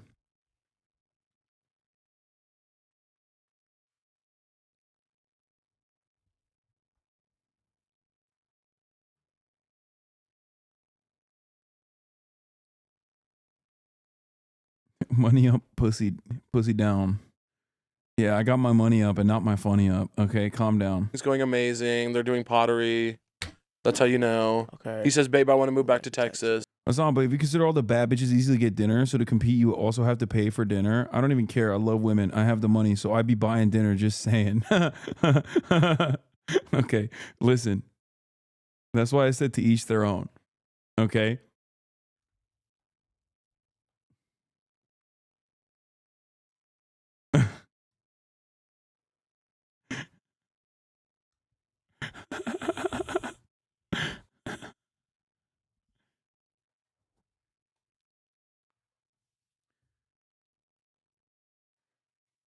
Male loneliness talk is at 33.336. Oh, wait, is it? It's here? New York, like, were you just fed up? I was just fed up. Yeah. Because I was like, I had all these like movies written and these pilots written, and it just like nothing was happening. I probably in 2020 and 2020. Y'all give me like 8 different. I think the timestamp was right before this. Y'all give me like 8 different timestamps. I've watched that part already. They don't talk about the male loneliness epidemic at all. Stop doing home math. When is the last time you used mouthwash? Years of sleeping. But have you ever washed your bed sheets? Do you have a neck beard? We have a cure for that. It was called shaving. Hoeflation is real and no one will date me because the women stopped working at GameStop. Statements dreamed up by the utterly deranged. Look at what pickup artists have been demanding your respect for all this time with all the calculations and abacus we built for them. This is the real Hoeflation done by real pickup artists. Question mark, question mark, question mark, question mark, question mark, question mark, question mark, question mark, question mark. Hello, I would like, please. They have played us for absolute fools. This is a great meme, okay?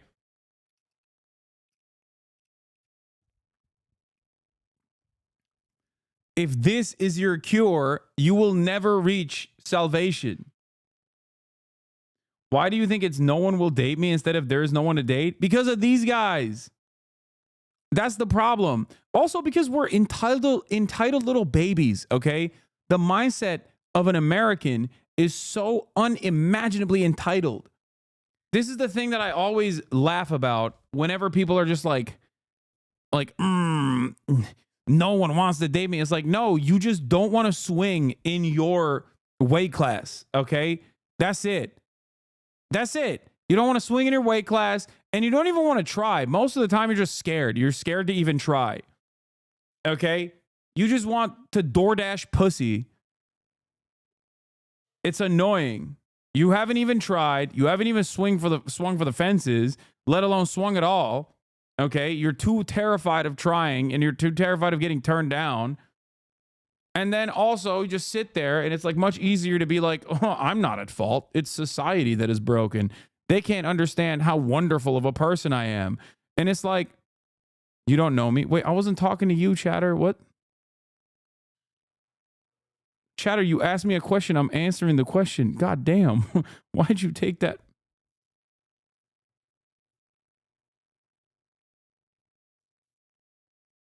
Oh, no. Man, I wasn't even talking to you, dude. What the hell?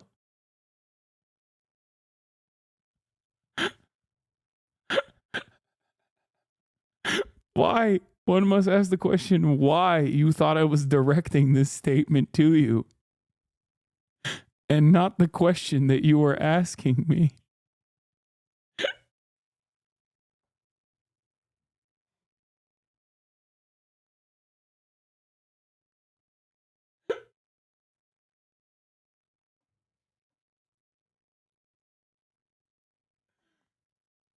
It's going to be all right, man. It's going to be all right. Oh my God. This is why I have so many haters, dude.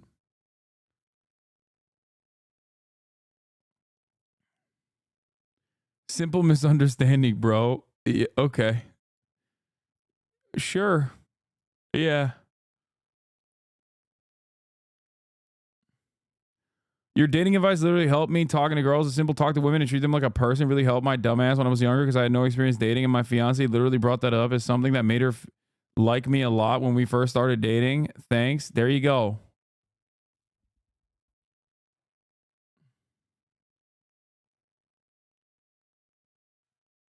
My point is, if you're constantly sitting around, okay, angry at the world for feminism or any number of different things that have wronged you, the perceived slights of mankind that have rendered you pussyless, okay?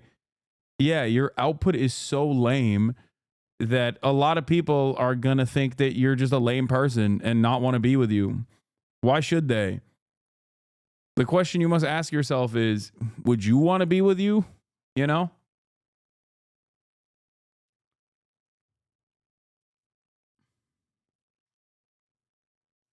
I promise you, the bar for women, for all the guys out there, here's a secret.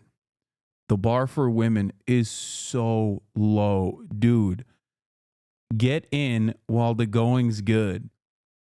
I'm telling you right now, especially as like a 33-year-old, let me tell you, okay?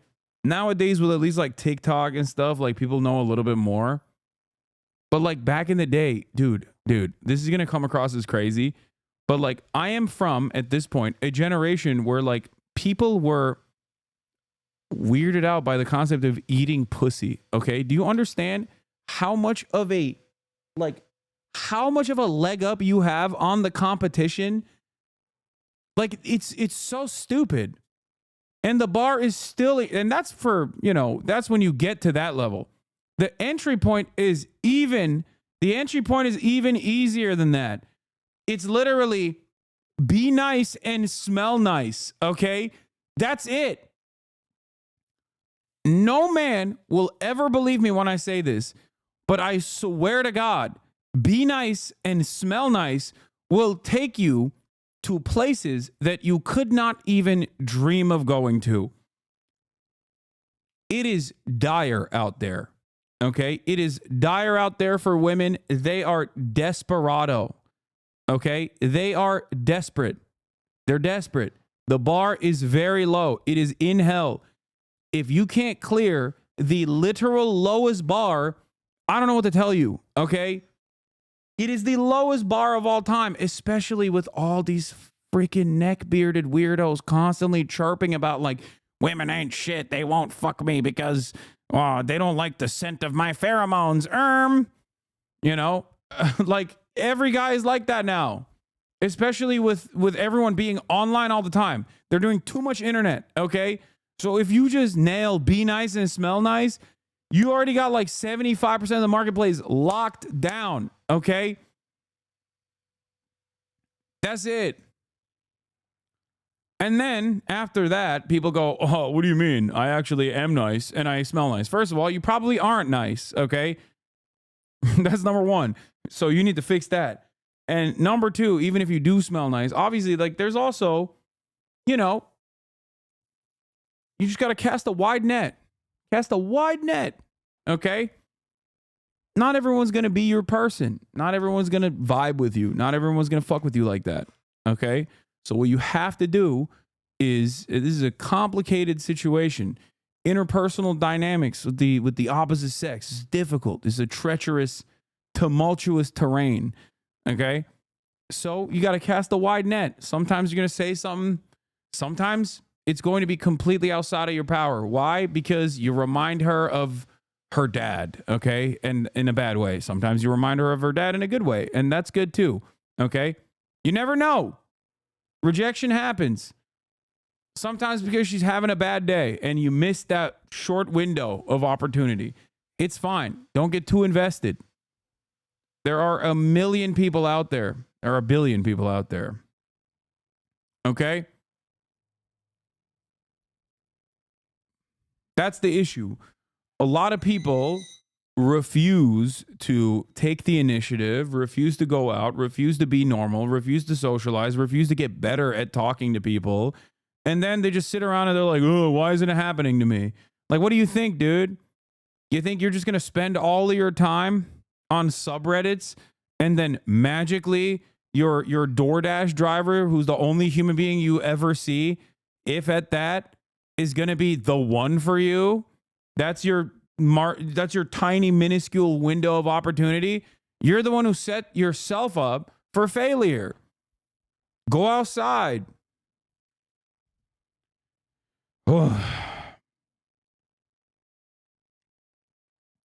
Please tell them that consent and accepting rejection is important. Not every woman will want you just for being nice.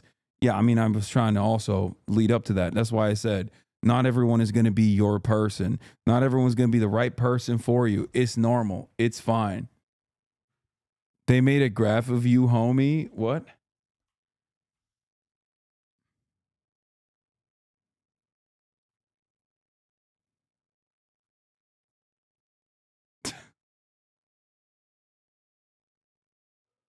Man, if y'all learn how to finger, you're literally going to be a goat. Which one of the mods wrote that?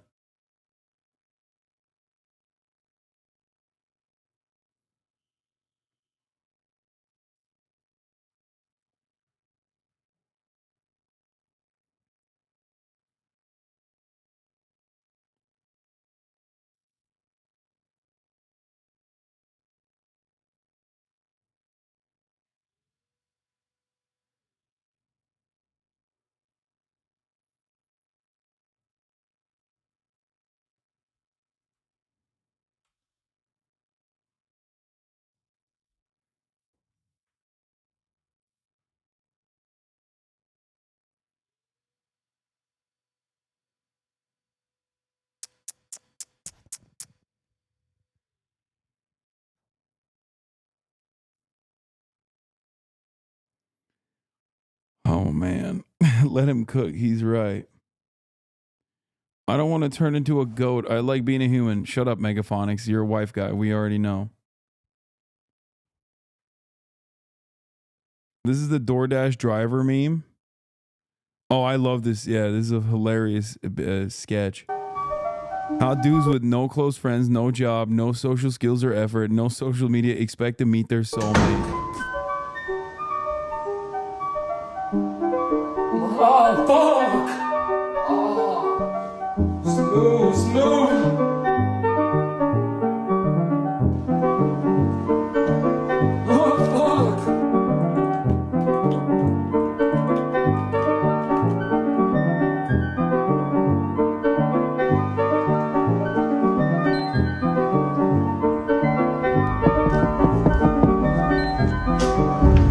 Hi, I saw you from outside playing video games. I was wondering if maybe I could come inside and watch you play.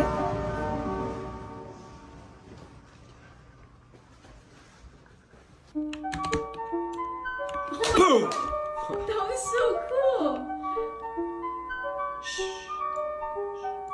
Okay, this is literally what being a Twitch streamer is like, though, low key.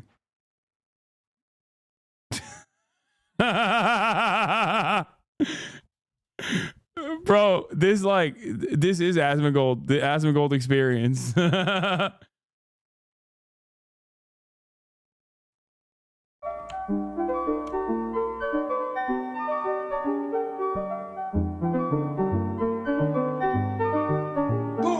Yeah!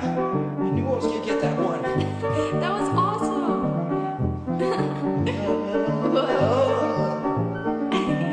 Dance moves. So cool.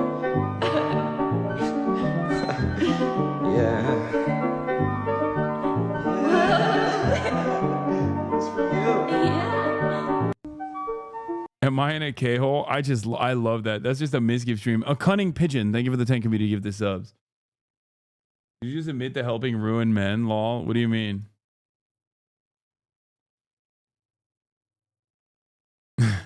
Why are we watching the trailer for the next Makoto Shinkai movie?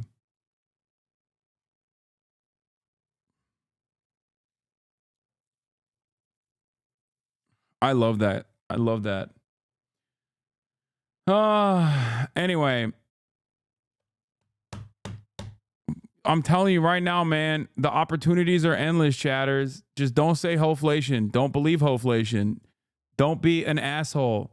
Be a nice person. Smell nice. Be nice. Okay? How do we even get here? Is there anything else I can get for you? Oh, this is awesome.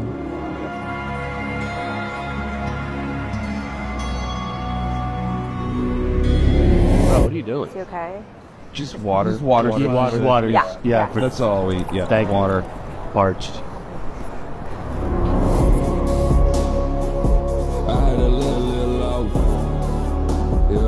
We could run away. What? Right now? Type shit.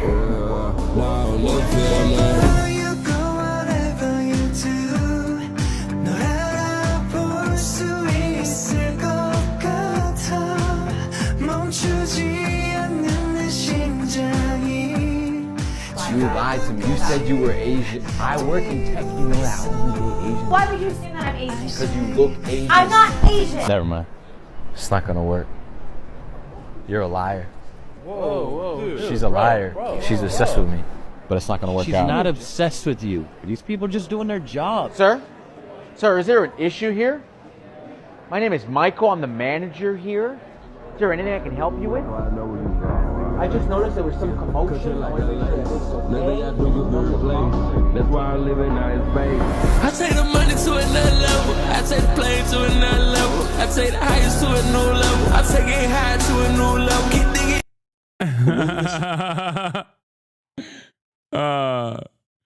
Yo, he's the funniest. Okay. The hardest part for me is finding a situation where I can meet other people. I'm pretty solid on being normal and grooming and shit now, but I have no social opportunities. But I'm trying to do more outdoor sports, but I can't break through doing things solo, doing things with other people. Yeah, that I don't know how to help you on. I feel like it's my lead. Okay, dude. Okay, dude. How is this turning back to me? How does this happen to be At least back in the day, I could be like, yo, at the top of the hour, there's a 3-minute ad break, okay? And we could break away, and I could just like push back on the chat a little bit and cook you and tell you that I'm going to serve you a 3-minute ad break, and you can avoid it by subscribing for $6 or free with Twitch Prime by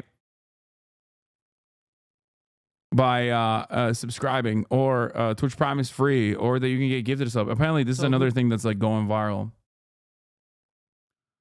It's like, it's gone now. It's cooked. That ass though, when do I know if the waitress is into me? Because my friend said she was, but I didn't think so.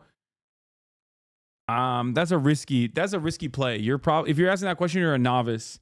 Okay, that's like expert level. So it's better to assume that that's not the case until she literally makes a move on you directly and aggressively. Okay, so just always assume that that is not the case.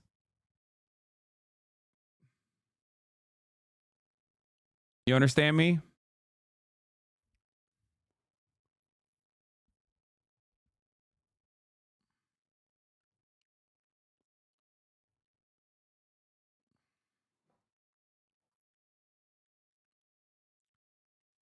My partner watches this financial audit show all the time and invites me to watch as well. I always refuse.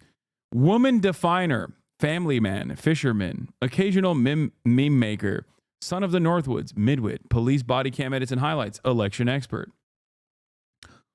This is not the guy. Paul is a guy clipping this guy who is an auditor or whatever. Me, Michelle, and Stephanie, a Zoomer lesbian couple who have some debt problems. They clear about $7,200 a month and are behind on their student loans. You may ask, why can't they pay their student loans? Well, we're going to cover that. This episode is deceptive because you think one of them is responsible, but they aren't. Who decided they wanted to come on, or was this a co-effort? Definitely her. It was me. Really? She didn't know about it until after. I didn't tell her I applied for the show until after I spoke with Lindsay the first time. Really? Yeah. Yes. And do you want to be here? Yeah, I thought it was cool. Okay, so let's start with you, Stephanie. What do you do for a living? Mesa, Arizona. I'm a registered nurse at one of the hospitals. Very cool. What are you making? I make $36 an hour. Oh, okay. Thank goodness. But I get an 18% differential for nights. So what about us coming in on a monthly basis? What hits your account on a monthly basis? From my paycheck, I believe it's about $4,400. What do you do? I work at Arizona State University in the grants department doing like reporting. Okay, cool. What do you make? $49,500 a year. Yes, $49,500. annually, Okay. yeah. What hits your account on a monthly basis typically? Like $1,300. Oh, sorry. No. $2,600. I had closer to payroll coming in of about $9,800. I used to like this guy, but then I realized he just clowns on people having much deeper issues. It's truly the most stop avocado toast thing. Is this like that Graham guy, but for Zoomers? So this is a 3-paycheck month. You should go on the show. I have what? Why would I go on the show of a guy who is not going to be able to give me any advice whatsoever? My finances are better than his, I promise you. Why do you pass due? It's on. Wait, what? A little glimpse of what is going on here? Okay, give me the... I don't want these clips. I just want the actual video. Send me the OG video, please.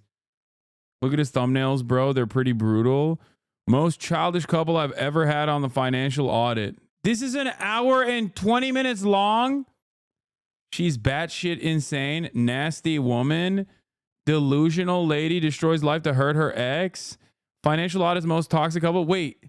Did this guy go from doing financial audits to doing like supercharged misogyny? What the hell?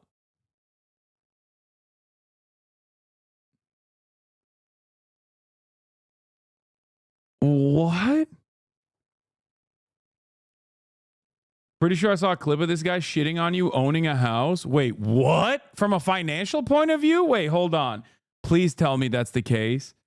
Caleb, Hammer, HasanAbi. Oh my God, there's no way.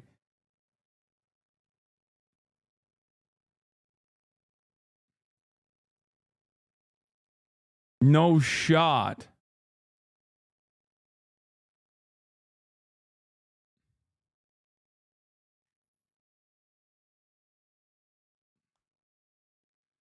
He's a Destiny fan and an Elon fan. Oh, that's amazing.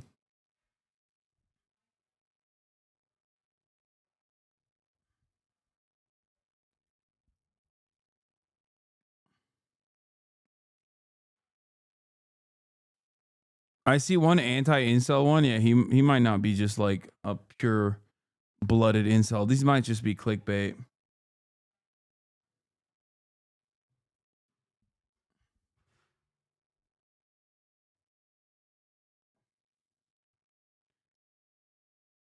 Okay, all right. I can't watch a whole hour, so I'm just gonna watch these freaking clips now. Why are you past due? It's 162, so that's your monthly? Yeah, 163 you said. Okay. Yeah. How? Why? You make money. You guys bring in $7,000 a month net. What is happening? Oh, I didn't have the money to pay. You make $7,000 a month net across the board. What are you talking about? And we're all combined. It's not even I didn't have enough money. Yeah, I didn't have money in my debit account to pay. Your debit account? You mean checking account? Yeah. Listen, $7,000 net. This is literally 2.3%. This is a poop stock, and I'm banning you. Week off. I knew it was going to be a poop stock, and I clicked on it just to prove a point. Of your net income. 2.3%. You couldn't make fucking payments? Not at the time. How? I was waiting Why? for my Where'd the next money paycheck. go? It Where was would the like- money go? Where would the money go? Where would the money go? You make $7,000 a month. How much was spent this last month, guys? How much was spent? We make 7,000. No, you make is it- 7,000.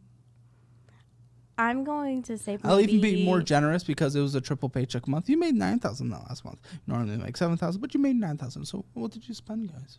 What did you spend?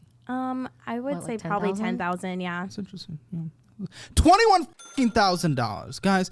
You open new debts.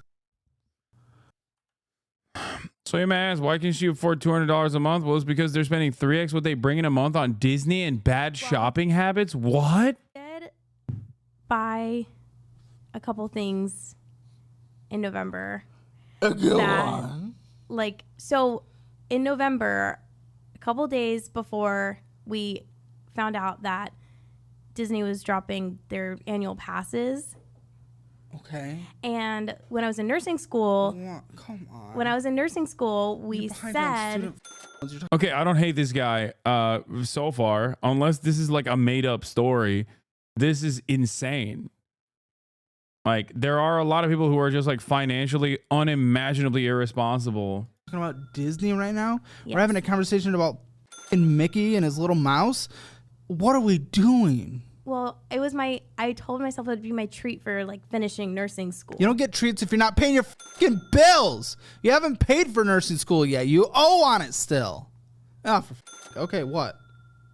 So the passes were $2,000 For the both of us. What? For both of us. For fucking what? For the whole year. So now we can go anytime whenever we want. To any park at any time. Just to Disney, the Disneyland parks. Wait, but that still doesn't make sense. You make it $7,000 a month. Passes are $2,000 a month, or passes are $2,000 a year. Wait, what? Okay, $2K flat. That's not that bad. I mean, it's still a scam if you're not really into Disney, but it seems like they are. But I don't understand. For most of the people he has on the show, it's like a death by 1,000 cuts with DoorDash. He's not bad. He's tough love and thumbnails are bait. He's addressed it before, I believe. Something about watching this, the millennial Dave Ramsey is worse than watching 30 minutes of Pusak. No, Dave Ramsey is far worse than this guy. I don't think this guy is anywhere near as bad as Dave Ramsey. Dave Ramsey is like also shown in schools from what I understand. So unless he's done something horrifying that I don't know of, like he's not. Which one's that? In California. Oh, did he one? No, I think it's the better one. The best one. Isn't I it think it's much smaller? It actually has the same amount of rides almost as the one in Florida. But the one in How Florida are you has guys more. getting there from Mesa? Getting what? Getting passes. It's in LA, so it Oh. costs money to get there. Yeah, we drive. We drive there. Okay, well, so you're getting places to live. Does it cover the place to live when you're there? Nope. No, we just get a hotel. So Yeah, Disney is so expensive. They're both irresponsible, and this is where Caleb realizes it, realizing that what their debt situation is, knowing lesbian marriage statistics. Caleb asked them, why would you get married? Wait, what? Lesbian marriage statistics? How can society survive without millions of leeches? What is this guy saying?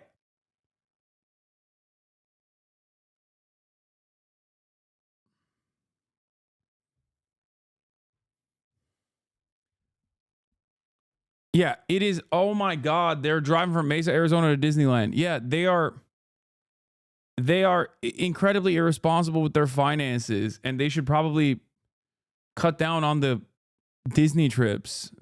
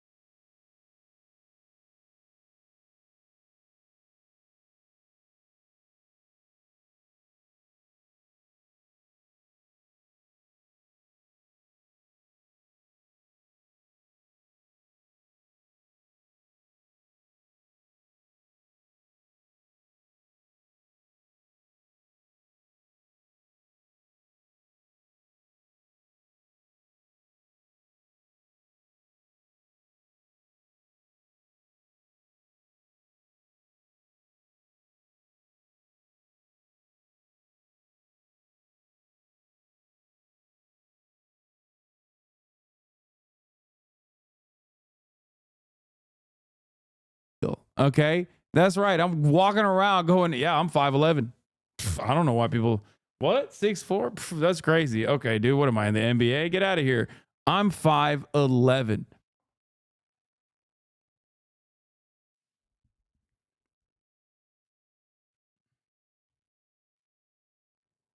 How do you feel about that? We have to take Hasan off the market.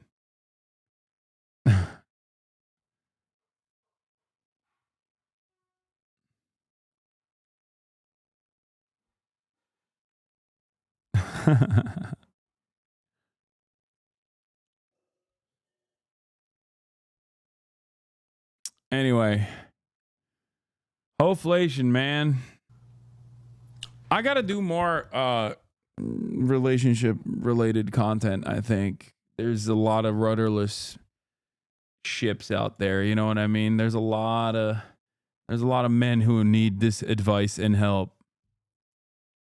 Girl, you're not gonna survive. Yeah, no. Okay, I really don't understand the purpose then. This doesn't make sense.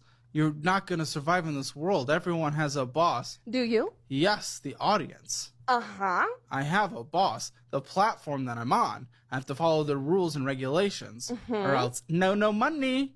Kind of like when I was pet sitting and making $2,000 a month, and I was my own boss. Kind of. I mean, they're still your boss. The people hiring you and paying you. Yeah, they hire you, and they. I think she's owning him in the marketplace of ideas right now. I'm not gonna lie. When he said like I have a boss, the audience, it's like, yeah, me too, dog. Not real. Okay, it's not a real situation. She's owning you big time right They don't now. have to hire you again. What the fuck are you talking about? Because you. There's a direct level of management that might be different, but they're still your boss. Your boss versus your income is different. So your boss is who sets your schedule. They do. They hire you. Exactly. That's what I'm saying. No, listen. If people aren't willing to hire you based on the schedule you say on Rover, then they are still setting your schedule because they don't want to hire you based on your schedule. That's not setting my schedule. Setting my schedule is Okay, low key, the weird outfit wearing lady is not wrong. Like it's obvious what she's saying. What she's saying is like having more autonomy over her own schedule, like being self-employed. So I don't know why this is supposed to make like this is only those are clients. Those are not bosses in that situation. Those are clients. what days I'm available to do the You things. can say going into a job interview, these are the days that I'm not able to do things, and they will still judge your hiring based on that. Just like someone on Rover is judging your. Okay. He's I don't know why he's dying on this hill. Yeah, Kirsten Cinema is right. I can't believe I'm saying this. But at the end of the day, working as a contractor in that same vein is very different. I mean, you can still be a contractor and have a boss, by the way, but you know, you get a lot more freedom as someone who is self-employed rather than working for someone else as a wage laborer. You're booking based on that. That doesn't make them my boss, does it? Okay, you're just viewing it in a slightly different way. Whatever, that's okay. Mhm. And I think you want to view it on a very like corporate overlord versus like you are accountable to someone. I am accountable to myself and my clients that I make. You're accountable to Subaru because you That owe is them true. money and you signed a contract. Yeah, that was. And you're like, I don't want to have a boss. Well, you said your therapist said you shouldn't have a. That's not Kirsten Cinema. That's Stephanie from Full House circa 1994. He's very stupid, but you don't realize it until you see like 5 clips of him in a row because usually his guests are slightly more stupid. I mean, you just described the internet. That's like people say that about me too.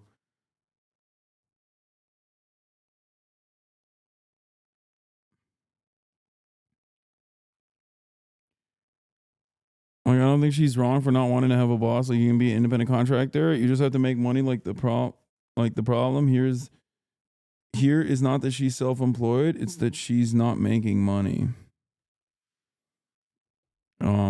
I guess. Hey guys, like 3 levels. Hey, -2. I saw 5 people in a voice chat, and I thought, you know, You thought wrong. We're in our Hasan, league you've only era. got like 2 days left to rank up too. that was part of the reason why I was like, Well, mean- it's just like they're just so strong. They're just. I would play if everyone was. big. okay, they are okay, kinda big. Saikuno, I have something to tell you, and I don't know if it's going to be interpreted positively or not. But have you watched Squid Game season 2? Yeah. I've played these games before. Am I right? Not the game. The Oh. just like Squid so Game much season damage. 2. The main villain in it, like no spoiler Looks alerts, like because he me. was the main villain from. I feel like when you every time I see him, I'm like, that's what Saikuno's going to look like when he's older. I mean, he's a very handsome guy. Yeah, wait, so I'm- no, I was thinking someone else told me the same thing. They were like Wait, really? I don't want to. Yeah, like player 001. Yeah. Yeah. Someone else told me the same thing. They were like, you kind of look like that, and I was like, dude. I think, I was thinking, like, am I? I'm just gonna YOLO alt this chicken nugget. Yeah, go on. Sorry, I was fighting this guy. No, to the death. I'm worried because, like, you know, I thought you were gonna get mad. Wait, is he like an dragon? Because he's a villain. But I mean, he's a ugly? handsome I guy. thought But he I'm was, saying, like, a like, when you get good-looking guy. older, I I feel like thought you're that was gonna a look like that. compliment. Oh, I can't wait to get older then. Yeah, this guy. Honestly, he has like seemed kind pretty of similar nice. I don't mannerisms too. Oh my god, he's so Wait. low. Oh, there Is are he a a lot of people psychopathic there. killer? What do you mean? No, wait, no, it's not. Who's the first person in the What do you first mean by episode? He's similar like manners? he's like quiet. Like he's like quietly Oh. confident, if that makes sense. What? You spoiled it. It sounded all Chat, good. he's the villain from season 1. What are you talking about? Yeah, he was from season 1. He's literally the villain in season 1. Careful of spoilers. He was the villain in season 1 too. Yeah. It's like this is not like a spoiler. It's not some new thing. He's been known. He's a known guy as the villain. Anyway, I'm gonna clear comms now. You guys get excited. Oh, yeah, get, no, you're good. Keep Good, going. thanks. Let me know if you guys want to play. Let me know if you want to play Marvel Rivals. Yeah, there's only 2 days to rank up. Oh, Who was that? Who's that's Ray, I think. Yeah. Who's that? We're said? playing League. Oh, okay. League of Legends. Welcome, Mascara. Okay. Oh, this guy's Bye, gonna guys. get clapped again. Good luck. Hey, Thanks. Thank you. Thank you.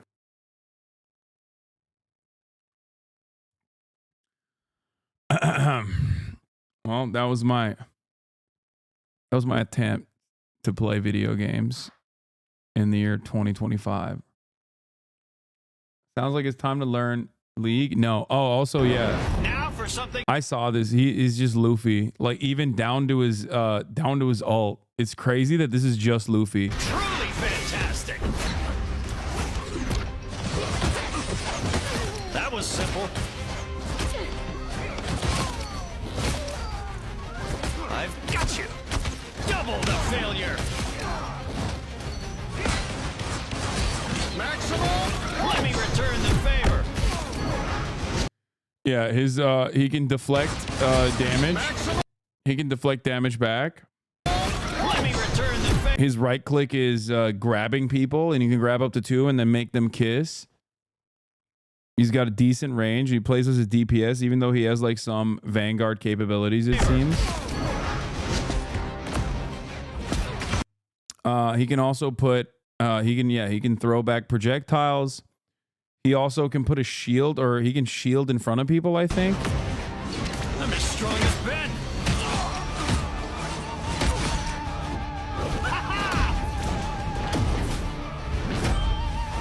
And then this is his ult. It's coming. Yeah, his ult is gear 5, and then he just goes fantastic and starts pummeling.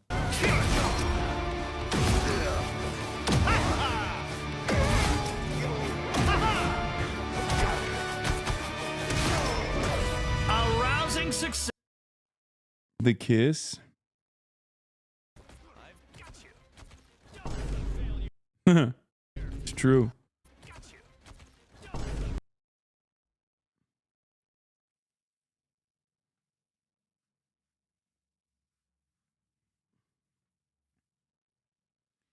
Have you seen Sue? No, she's invisible. I can't see her.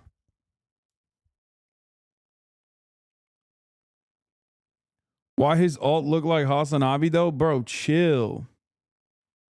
Can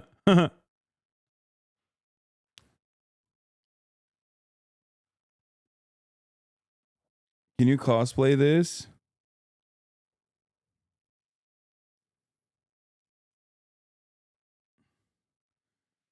I mean, I'm trying to do a cosplay before we go to Japan for Marvel Rivals, but it's so, all the characters are so sick. I don't know who to like actually cosplay as. But I hit up Emeru for me and Will to do cosplay. We could potentially do Mr. Fantastic. I don't know.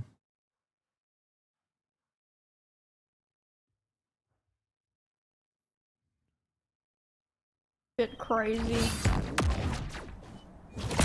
Let me return the favor. Bro, he's so silly. Yo, someone said Hasan when I he looked like I that. didn't want to make that. That's crazy, chat. Come on. That's messed up. That's messed up. Hasan mode? That's messed up. That's messed up. That's messed up. Hostwit debating this. Will, Cutie, Hasan, Austin. I love that this is Austin. He will hate that.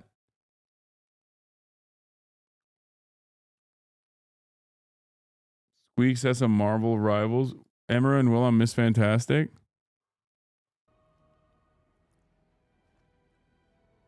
Wait, I don't hear anything.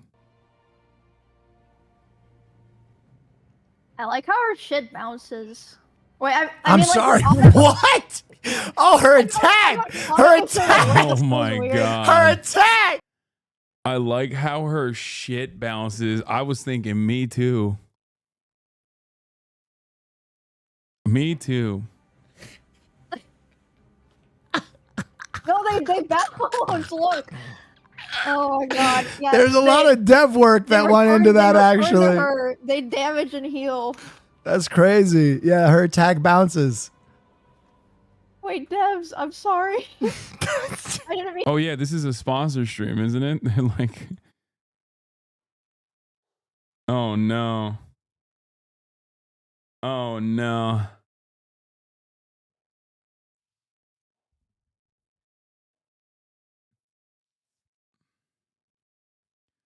Found your Mr. Fantastic cosplay.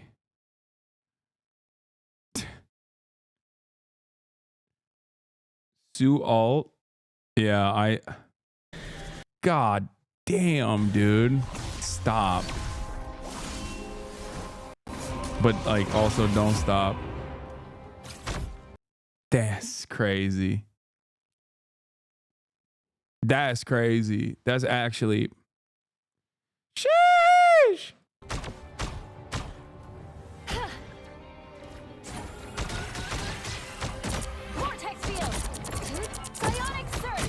Bro, I can't tell you the color of nothing, okay? I think there's cats on the screen. I'm not even sure.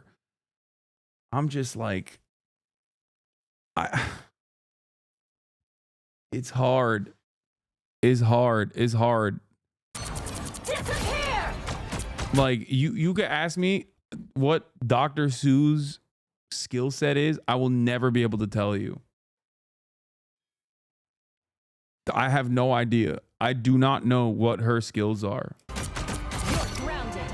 I cannot. Oh my God.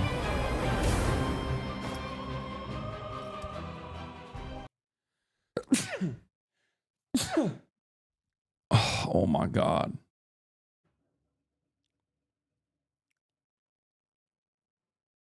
Please get a pickup truck like this for your next whip. Oh, the Palestinian one? Yeah.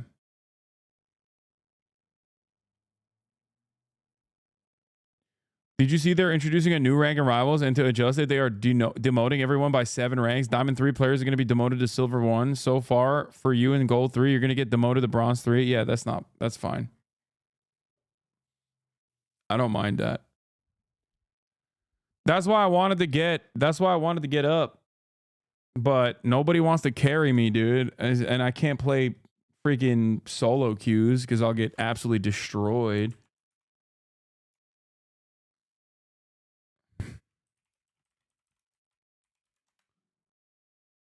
You know?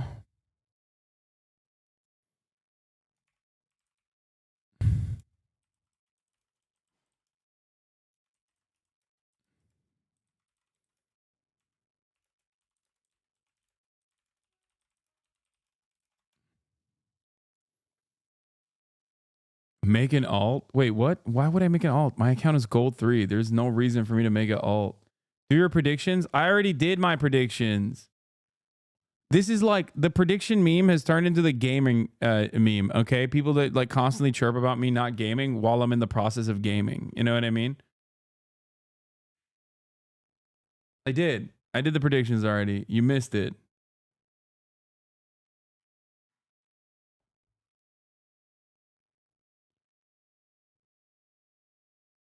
Please play Balatro. I've never played Balatro. And I also don't know how to play poker. So I don't want to learn. I don't want to learn Balatro. I heard it's 18 plus on Peggy. Because it teaches children the dangers of poker. Whereas loot boxes, on the other hand, on FIFA are good for 3 years and up, you know?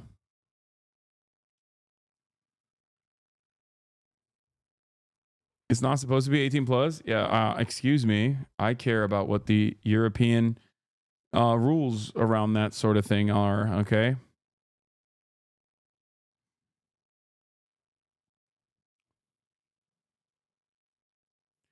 Chat telling you to play Balatro is crazy. Hey, why don't you try smoking crack on stream?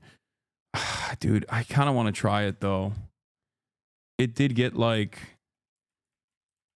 so many rewards, and also on top of that, you know what? I'm going to buy it. I'm going to get Balatro. I'm looking into it. I'm looking into the Balatro. Balatro sweep. Balatro bottom left while you do news tomorrow. It's that addicting. Hold on. I think I've used my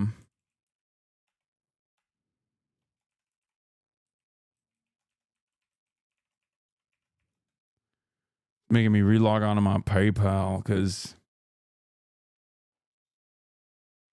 best pooping game of all time. Brother, you're going to develop a hernia if you poop for the length of a Balatro game. Bro is buying Balatro but not installing League of Legends. Yes, dude. I said I want to find a new addicting game, not ruin my life in its entirety and become a worse human being overall. Like there's levels to this. It's like I'm over here being like, yeah, I'll smoke a little crack, and you're like, no, you have to do meth. Okay? You're like, you have to mainline fentanyl. Like immediately. Not even crack. I'm like, yeah, I'll do a little bit of coke. And you're like, oh, you're going to do coke? Here's some fentanyl. You should just, you should mainline it immediately.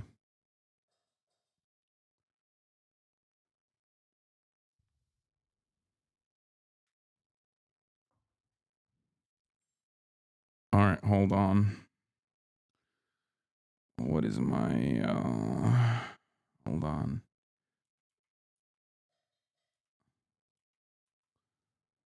Okay.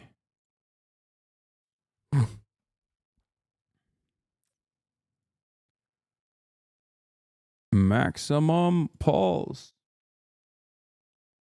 Hey, yo, play the Butts game. We just looked at that. What's up with that? Yeah, I will. But I'm downloading Balatro as well. Oh my God, the download completed. That was the quickest download of all time. I feel like crack should be a little bit more inaccessible. You know what I'm saying? Like,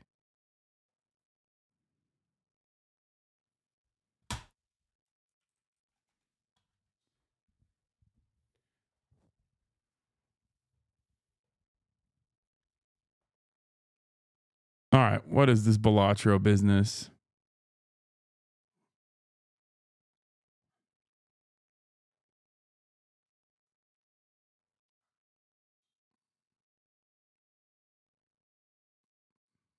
See, it's not even loading. What? Why isn't it showing up on screen? Okay. Wait, what is happening? When I click into the game, it won't show up on screen. When I click out of the game, it shows up on screen. But when I click into the game, it doesn't show up on screen. What's that about? The music is jamming.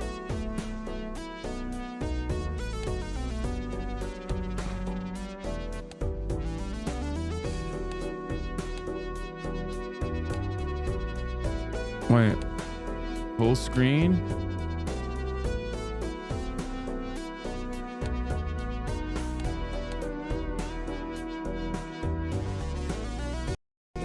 God looking out for you, bro? Uh-oh. What just happened? Oh, it bricked everything. What the frick? Why is Balatro breaking my computer?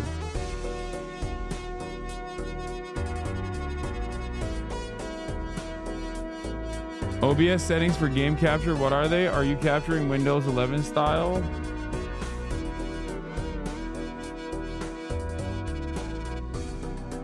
Bro, I have a 4090. What the hell is going on? Balatro. All my screens went black.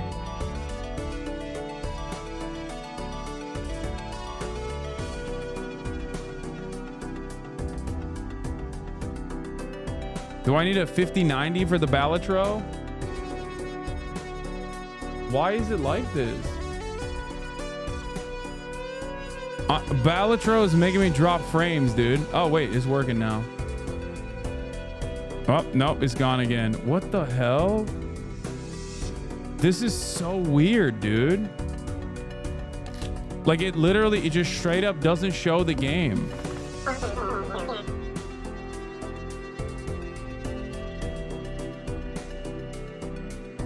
Okay, I can't play it. Is the game just... It just saved my life. Turn off the CRT and shaders.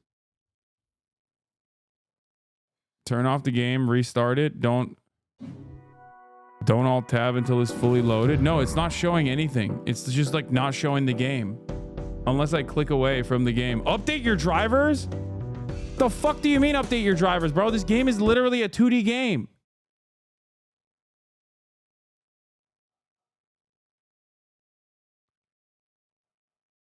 Alt enter to cycle full screen when the game is active. PC just got to adjust to the font. What is happening, actually? Look, I'm clicked away from the game right now. But when I click into the game, it just goes dark on the OBS. And alt enter doesn't work.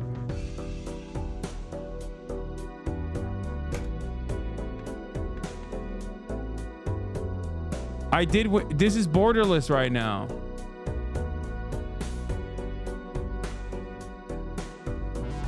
They have an AMD just installed. This is happening to me too. The thing is, I deleted the folder. It still isn't working. What is this? I do have AMD and check for driver updates.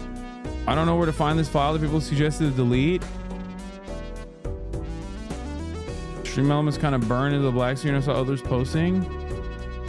Update. The solution to this apparently is to download manually from the AMD website new drivers. I found a link.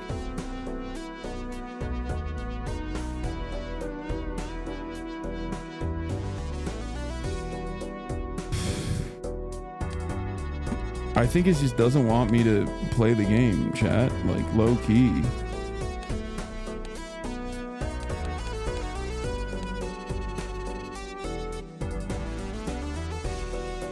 Wait, let me see.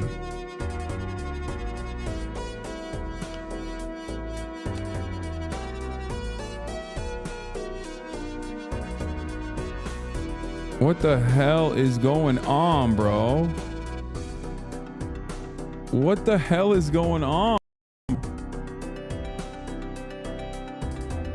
Bro, this game does not want me to... It went back to full screen mode. Oh no, it is on full screen.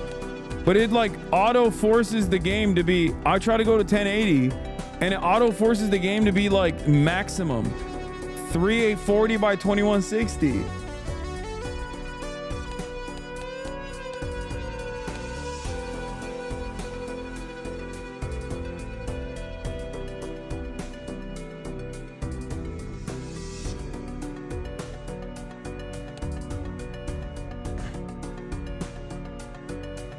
It's not working.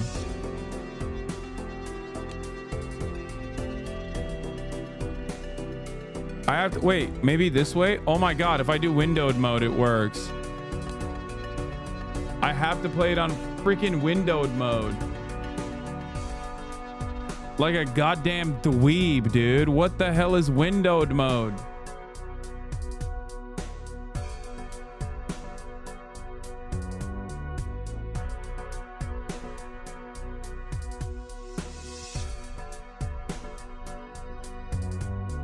It's related to HDR settings. Make sure OBS is streaming Balatro is game capture and not a window capture. It's not. It's just monitor capture.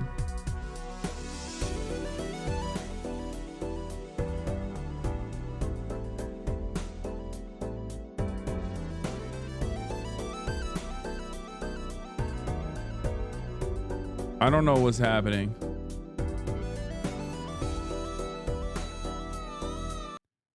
All right.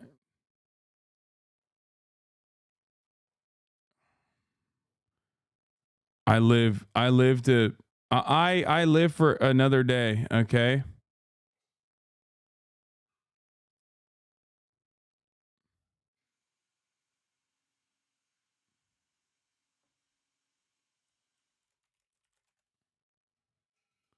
Hello? Hello? Hello? Hello, William. Hasan. How you doing, bud? What is Cobblemon, dude? It's like Pokemon mixed with Minecraft. Uh-huh. Is I've that been having a blast with it. okay? Well, I wanted to see if I could, seeing that there is a 7-level de-leveling process for the new season, I thought I could play a little bit of Marvel Revels, but I feel like you already did a whole day of it with the new characters. Yeah. Sorry, that's my Pokemon voice. Yes, I played a lot of it. Yeah. So if you're all marveled out, I think I'm gonna solo queue. See where that takes me. It doesn't matter. Bro. I'm gonna be bronze no matter what. So I might as well be bronze before the season ends. No, bro, don't listen. I've seen real improvement. That's not true. I've literally gotten worse. You're too hard on yourself.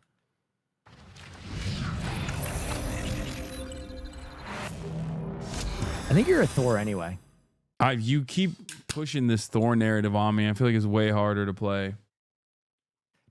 Trust me, once you get that pop-off feeling, you're going to be like, damn. I have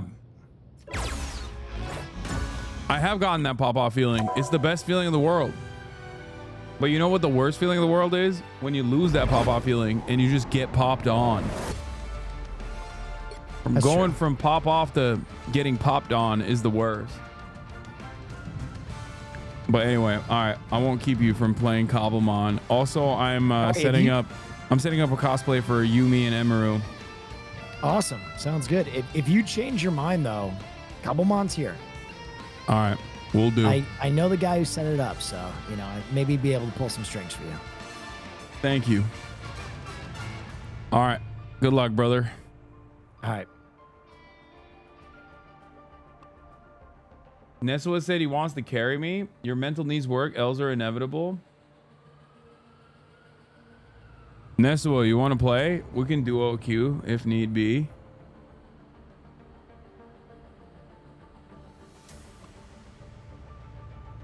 Damn, my entire feed is filled to the brim with people that are afraid of... Yeah, add me. What's your username? Chat, he's gaming. Stop asking him to game something else. Yeah.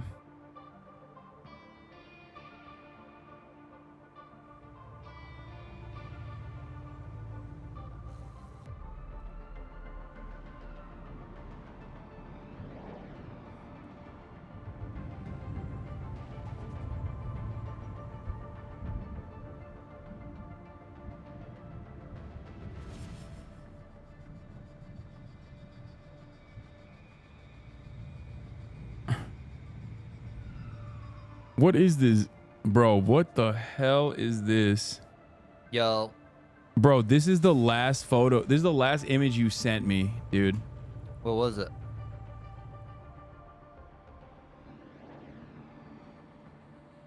Oh, that? Yeah, that was Yeah, that was bro. when I was watching you play. Chat, let me tell you, okay, this is what happens when you're jealous of someone's bicep sizes, so you have to undermine them by, using AI That's not it. ageification techniques. I screen grabbed that from the stream.